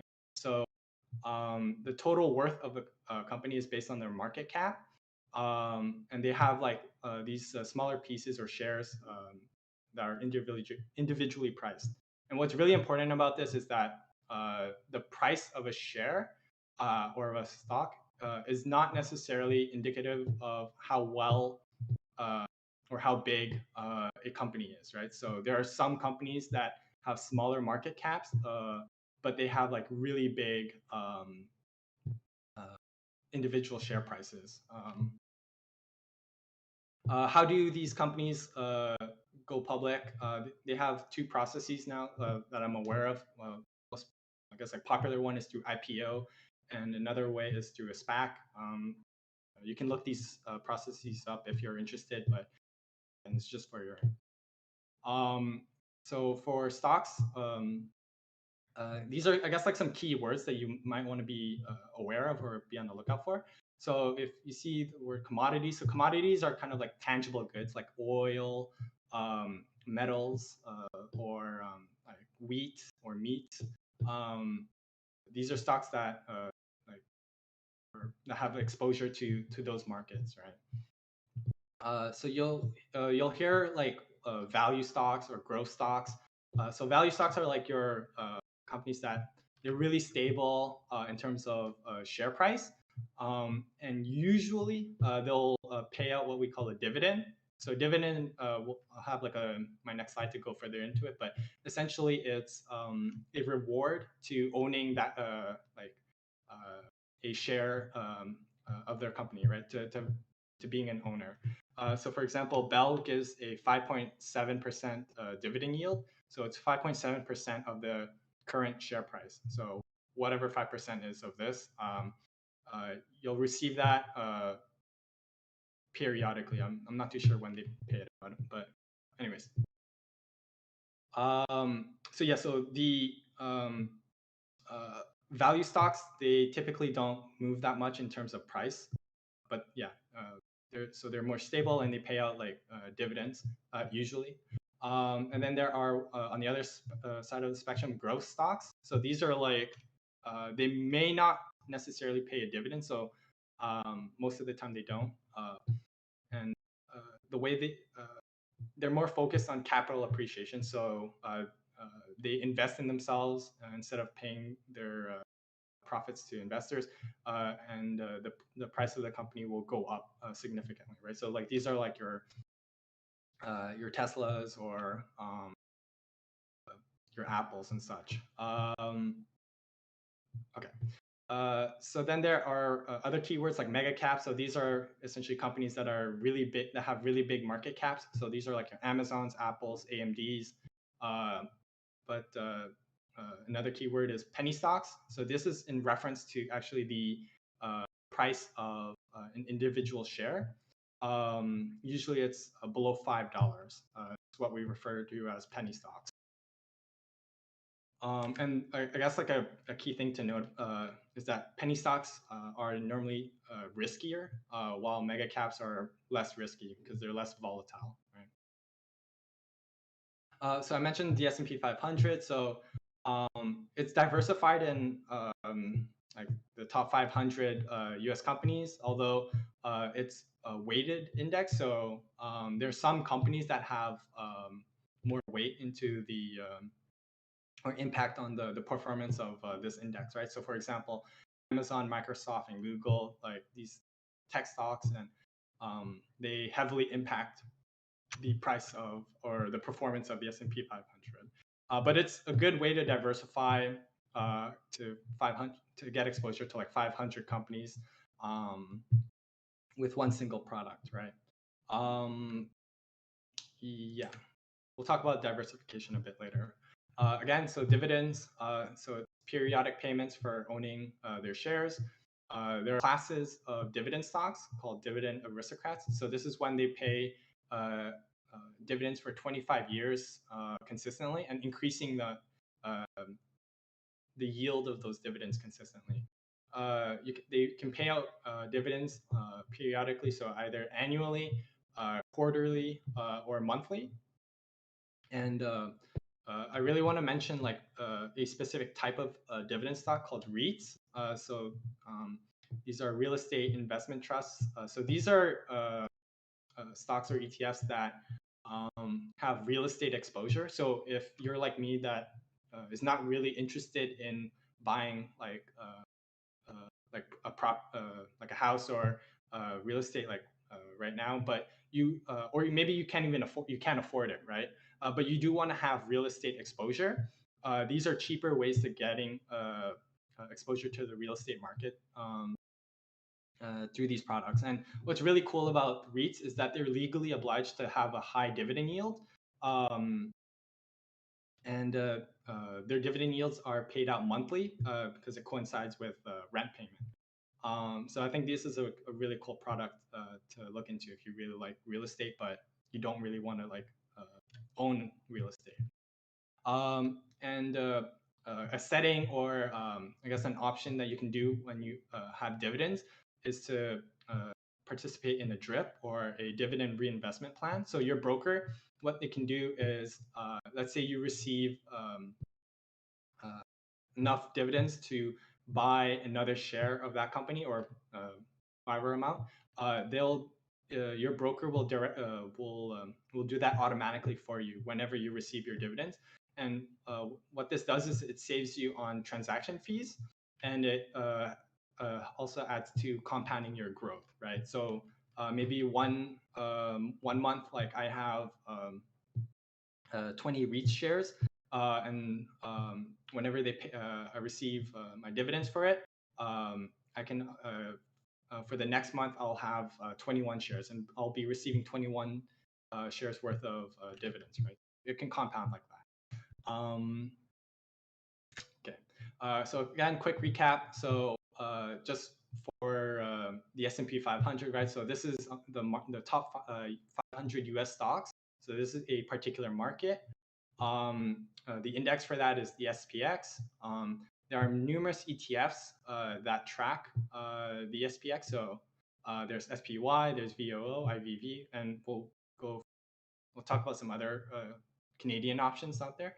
And the underlying stocks that they have is like just like your regular tech stocks, right? So like Apple, Tesla. Yeah. Okay. I'm gonna skip options for today, just because it's kind of like out of scope. But be on the lookout for another talk that I'll be making about options trading and such. Futures I'll also skip. Digital assets, so these are your Bitcoin and NFTs. Collectibles is a a valid investment vehicle, although quite bizarre one. Okay, so this slide is not everyone wants to go to the moon, right? So what do I mean by that is when we're talking about investment vehicles, they're exactly that, right? Like they're just a means to carrying us on our journey, right? Some vehicles or some investment vehicles are more turbulent or volatile, and they can get you there faster. But if it's too volatile for your taste, then what's the point, right? Like you'll be stressed on your whole way on your way there. Like it's not really worth it, right?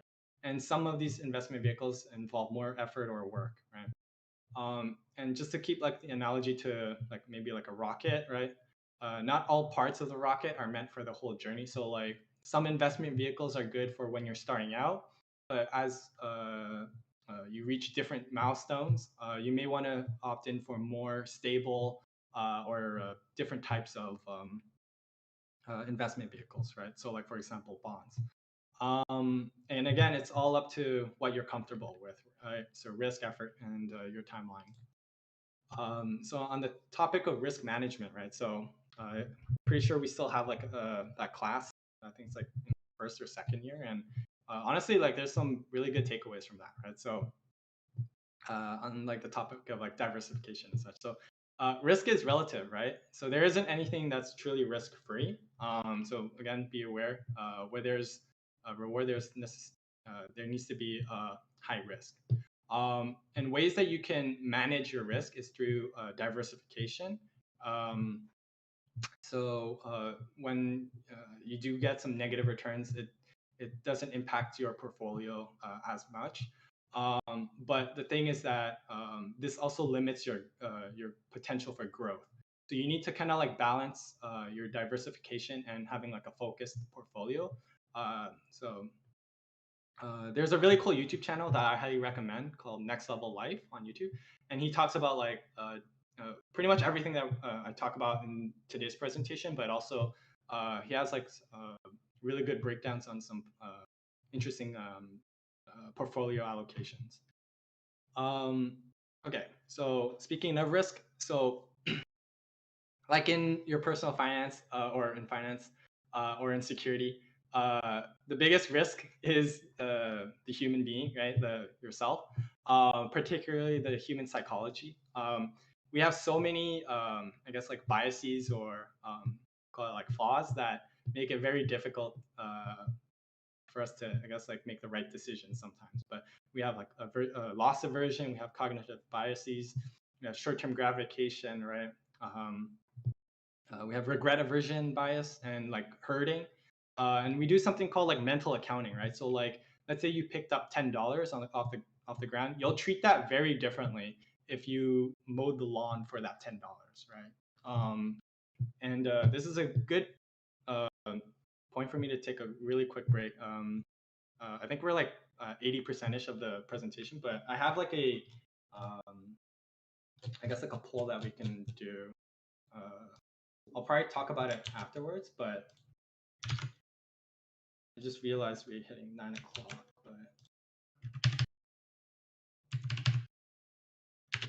So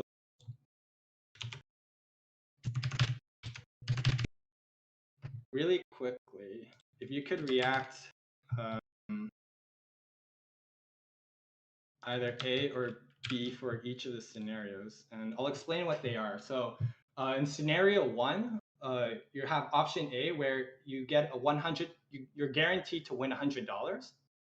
In scenario B, or sorry, oh my God, option B is you risk, you do a 50-50 coin flip, and you can win $200, or you lose, or you win $0, right? In scenario 2, it's similar, but just the inverse, right? So either you lock in your losses and you lose $100, or you take a coin flip where you can potentially lose $200, or you lose nothing at all. Let me just put the option here.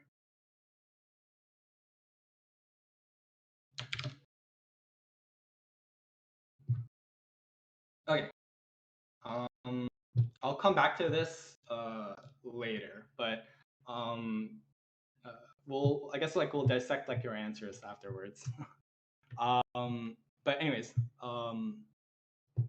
so your strategy should take into account your psychological strengths and weaknesses, right? So just be aware of like your tendencies, and your strategy should match that.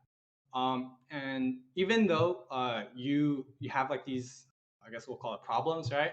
I still encourage you to take your future into your own hands.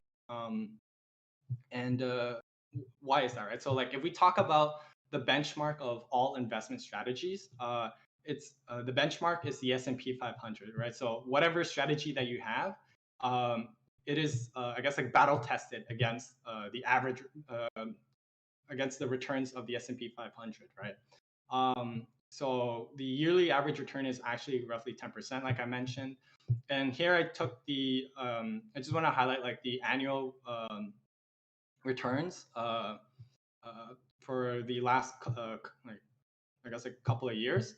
And I wanted to make sure to include like the crash of like 2008, where that year like it was really like a crash where you had like a 40% crash, right? But you'll notice that like most of the time, like the market returns like pretty significant returns, right? And what I want to get into here is that active fund managers or mutual funds, they have high fees that usually cut into your profits, right? And it's kind of like an uphill battle from there. So let's say, so like on average, let's say like they have like a 1% fee, then that means like they need to on average do beat the market by like 1%, right, to outperform it. We'll say so they need to be returning 11%, right, rather than just the 10%.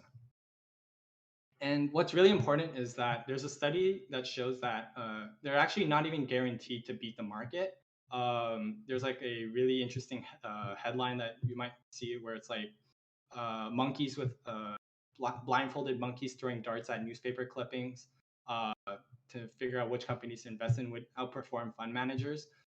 Essentially, randomness and just holding onto those stocks will outperform fund managers for the most part. And this is like from a study called A Random Walk Down Wall Street. So the main point here is that you can invest on your own and beat fund managers, right? If you don't just panic sell and if you hold for the long term, right? And this is essentially your edge, right? So in trading and investing, you want to figure out like what is your advantage or your edge.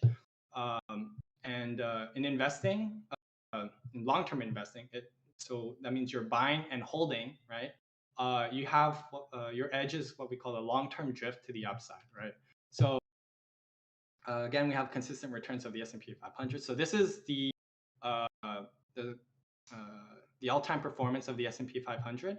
And I wanted to highlight like the major crashes here, right? So this is the dot-com bubble. And it took maybe, I think like 8 years for it to recover, right? So if you had like, if you're able to stomach like that dip for 8 years, then you would have been good. For this one, this was the 2008 crash, right, that you saw earlier. This was actually a lot shorter. This was like roughly 3 years, and then you got back to the same levels. And this here, this is COVID. We had a really significant crash when COVID happened, but this was also the quickest recovery of the stock market that's ever happened. This was 8 months, and we've fully recovered. And I think if you saw earlier, right? So on the year that COVID happened, we actually had greater than average returns for the year of 16%, which is insane. So this chart here, this donut, is to show that we have more years that have positive returns than we have negative returns, but also the positive returns are significantly greater than the negative returns, right? So that's why we have like that positive drift to the upside. I'm not gonna talk about these techniques. So when should you invest, right? So the best time to invest is now, right? This is like my favorite quote, and whenever I have like a really tough decision, I always like remind myself of this quote. It's like the best time to plant a tree was 20 years ago. The second best time is now, right? And this is because of the effect of compounding, right? So a very famous investor, Charlie Munger, which is like Warren Buffett's like partner, he said essentially like the first 100K that you make is the most difficult, right? It's the hardest one. He's, I guess, like more colorful language than that, but anyways, there is a huge cost to delaying your investments, right? So in this chart here, you can see how long does it take to accumulate $1 million when you only have 10K to invest annually at a 7% return annual rate, right? So to make your first 100K, it will take you close to 8 years to make that first 100K, right? But that is only 1/10 of the journey, but it's actually 26% of the time that you'll spend to reaching your 1 million. Now, if you look on the other side, right, to making the last 100K, it'll only take you a little bit over a year to make that 100K. So let's say if you don't invest for, we'll call it like 3 years, you're missing out on 200K at some point, right?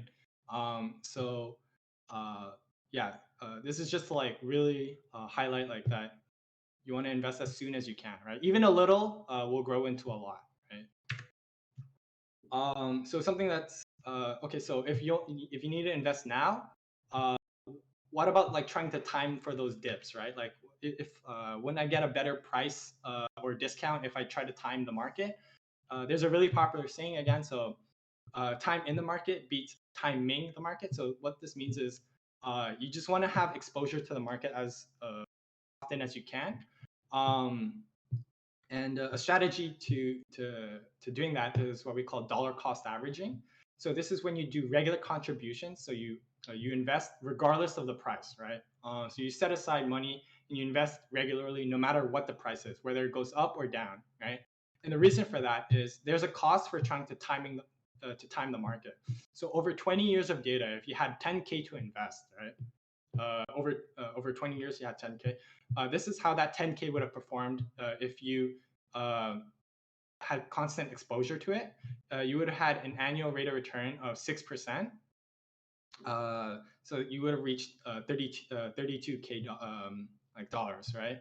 Which is pretty good. But let's say you missed 20 days out of 20 years, right? Of trying sorry, these 20 days are the top 20 days of the stock market's performance. You would have barely broken even. And if you had missed 30 of the best days, then you would have been negative, right, in terms of your investment. So it's really important to have like exposure as much as possible.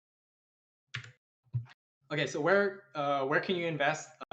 These are the types of accounts that you can open. So these are margin or cash accounts. The only tax benefit that you'll have from these are capital gains, and this is if you hold it for a long time, right? And there's your RSP and TFSAs that are tax advantaged. Okay. More specifically, which companies are how can I actually like who do I give my money to, right? So these are the Canadian brokers that you have access to. So you have the banks. I'm using TD as an example, but all of the major banks, they have essentially the same cost structure. It's pretty expensive. I don't recommend.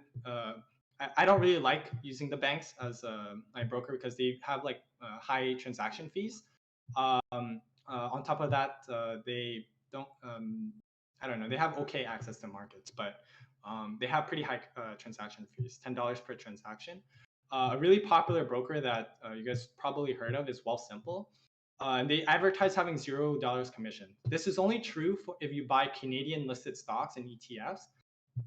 Otherwise, if you try to buy US stocks or US listed USD listed ETFs, they have a 1.5% conversion fee. So that's every time you buy or sell, they take 1.5% of that sum. So it's highly, I don't recommend it. So if you're only planning on having exposure to Canadian markets, then sure, Wealthsimple is great. They have limited access to the markets though, so like you can't really trade like options on it. And for me, like options is like a really big thing. The one that I really like for I guess like your average investor is Questrade. They have pretty reasonable fees, so $5, which is like half of the banks for Canadian and U.S. stock, and it scales by like 1 cent per share, but that's not too important. What's really cool and is a really big highlight of Questrade is that for Canadian and U.S. ETFs, when you buy them, it's free, and they have a small the $5 fee when you sell. So what this incentivizes is to do periodic down payments or contributions to buying, like let's say like the S&P 500 or any your ETF of choice, and this is free, right? So you can do that regularly with no commission fees. And whenever you sell, which is usually like when you're going to retire or when you need like a huge lump sum, $5 is going to be like negligible in turn, or call it $10 will be negligible for how much you're dealing with.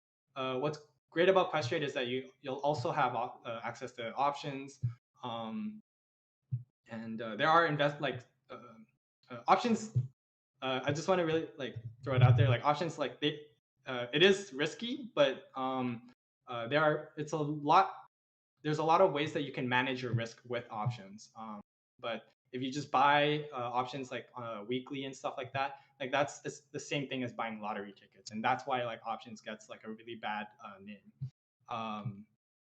But yeah, so for these companies, so for Questrade and for the banks, just a pro tip, look up something called Norbit's Gambit if you want to save on conversion fees when for US and Canadian like currencies. Essentially, you're going to be buying a Canadian stock, and you'll ask your bank or your broker to convert it into a US stock, and you'll sell it for USD, right? Another broker that's out there that I don't recommend for newbies is Interactive Brokers. This is my currently my main trading platform, and it has lower fees and all that jazz, but the UI and the customer service is not as friendly, I will say, as Questrade. So that's why I don't really recommend it, even though they do have lower fees. There's another broker that's going to be coming really soon that I'm really excited for. It's called Tasty Trade, but yeah, they're not here yet. So that's all the shout outs to get. So again, so these are some common strategies that you can do, right? So buy and holding ETFs is probably we'll call it, again, safe is relative, right? But to me, it's the safest strategy out there where you just buy one of the ETFs that has exposure to the S&P 500 and you hold it until retirement or whenever you need that money, right? So SPY and VOO are US listed ETFs. So these are, you'll need USD to buy these. But there are Canadian ETFs. So on the TSX, these are listed in Canadian dollars. So if you don't want to do the conversion and you still want to have that exposure, you can buy these ones instead. So on Wealthsimple, for example, you can still have what we'll call like US market like exposure with Canadian stocks, right? Or ETFs here. Another strategy is to handpick dividend stocks and just focus on dividends. I don't like this strategy, but that's something that we can talk about on the side. And buying and holding handpicked stocks.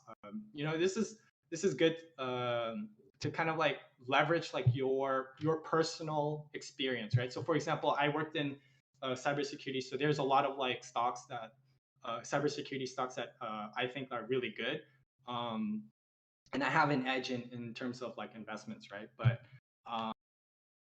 yeah, other strategies is real estate and your side hustle. So again, okay, so quick recap of everything. So the cost of delaying your investment. So this like really like invest like as soon as possible, even if like you don't have much, right? Like a little can be a lot over time, right? And time is what you have right now, especially as students. Dollar cost averaging, right? You want to not time the market. You want to be in the markets. Understand your edge, the 10% return. Remember about diversification in your focus portfolios. Remember your goal, right? FIRE, right? And coasting FIRE, these are some really key milestones to work towards. And when you have like these goals, it makes it a lot more, I guess, tangible on what you're working towards. And again, saving is honestly like the most important thing that you can do, because you can do that no matter what's any stage.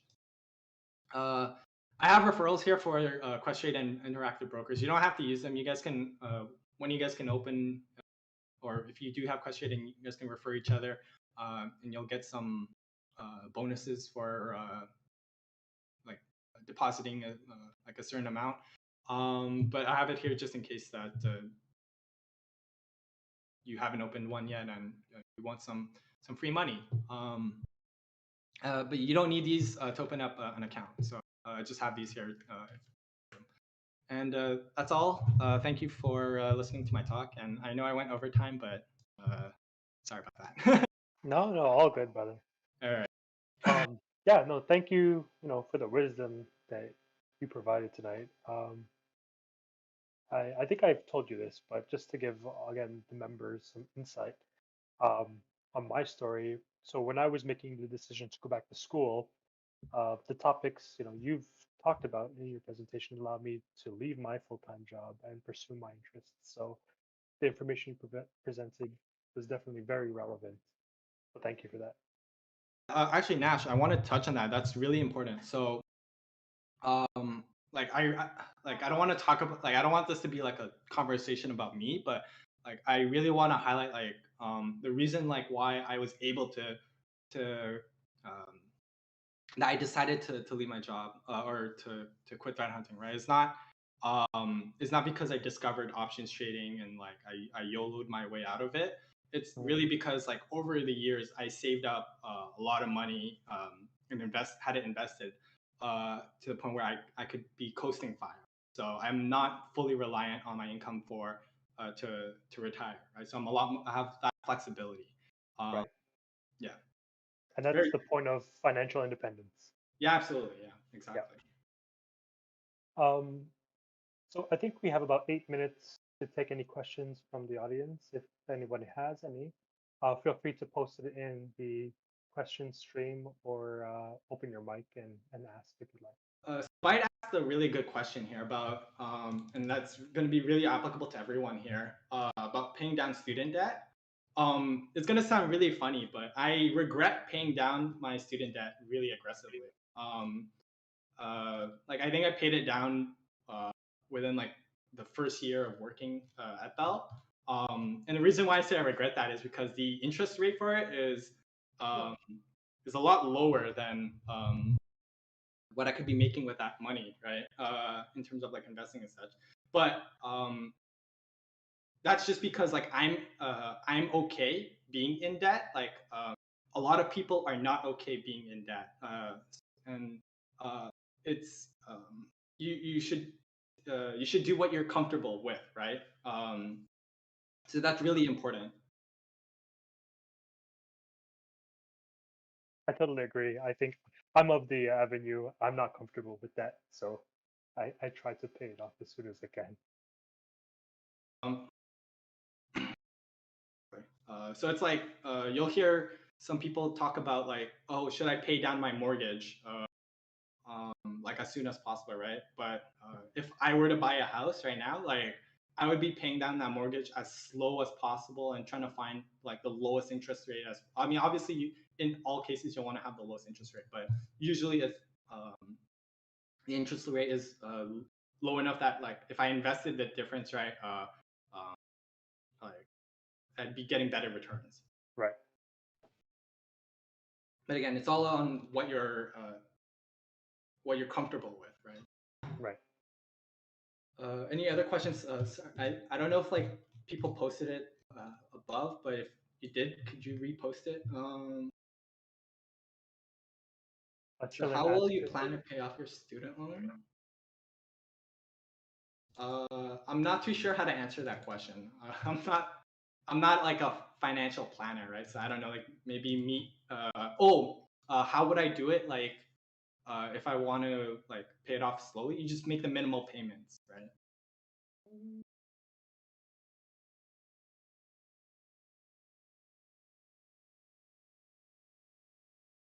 Also for that, the debt thing, and not paying it off, this does not apply to high interest debt. So like your credit card debt, especially your credit card debt, you pay that down like ASAP. Like, yeah, like we don't really talk about it in here, but credit score is something that's really important. But yeah, it doesn't really fit this talk. But it's something that you should really work on.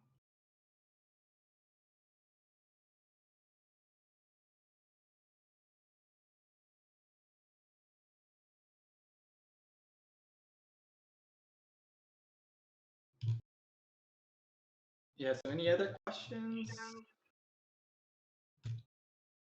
Oh yeah, we never went over the scenarios.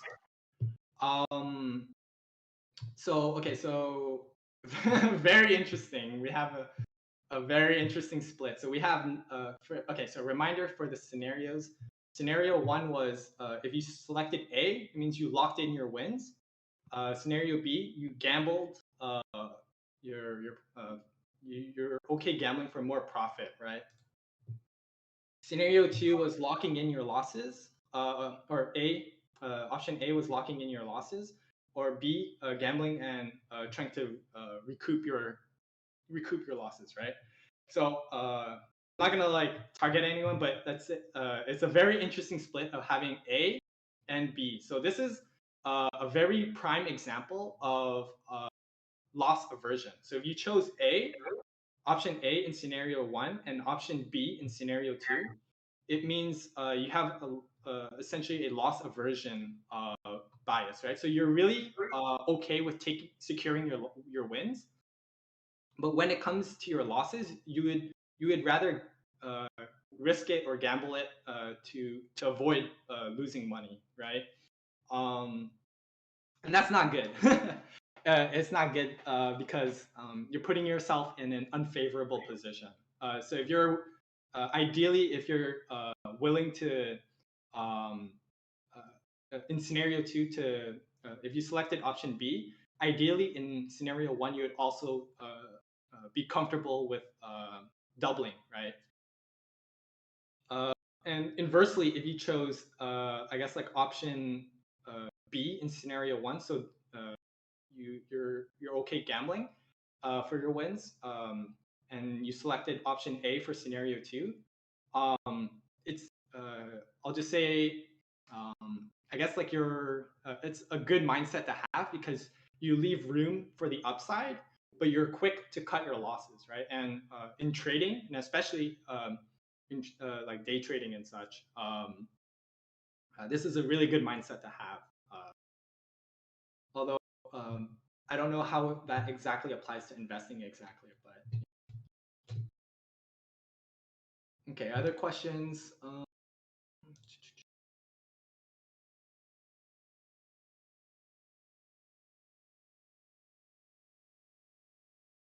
So good points for the expected value.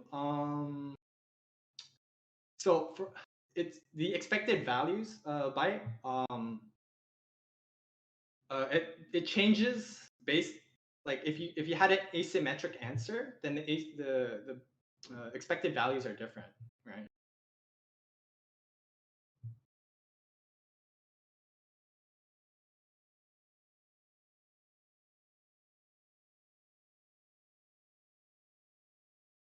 I think we have time for one more.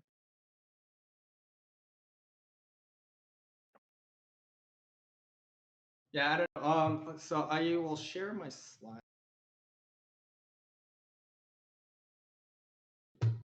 Link. Awesome. I'll pin it to the channel.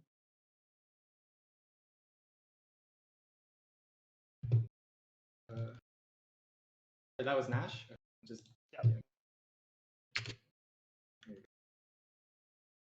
So yeah, if anyone has like questions like outside or like they don't want to post share it out here, it's fine. You can DM me. I'm really open on on investing in general and what I do as like in regards to like options trading and stuff like that. The only thing I don't that I'm not really comfortable talking about is like the specific like notional value, so like the exact amount. More so for your sake than mine, because if you hear like the numbers, then it's not good for your own psychology. Awesome. Well, thanks again, Sylvain. And thank you, everyone, for joining us tonight. To wrap up, Cristian will be posting a survey for tonight. And good luck with your assignments.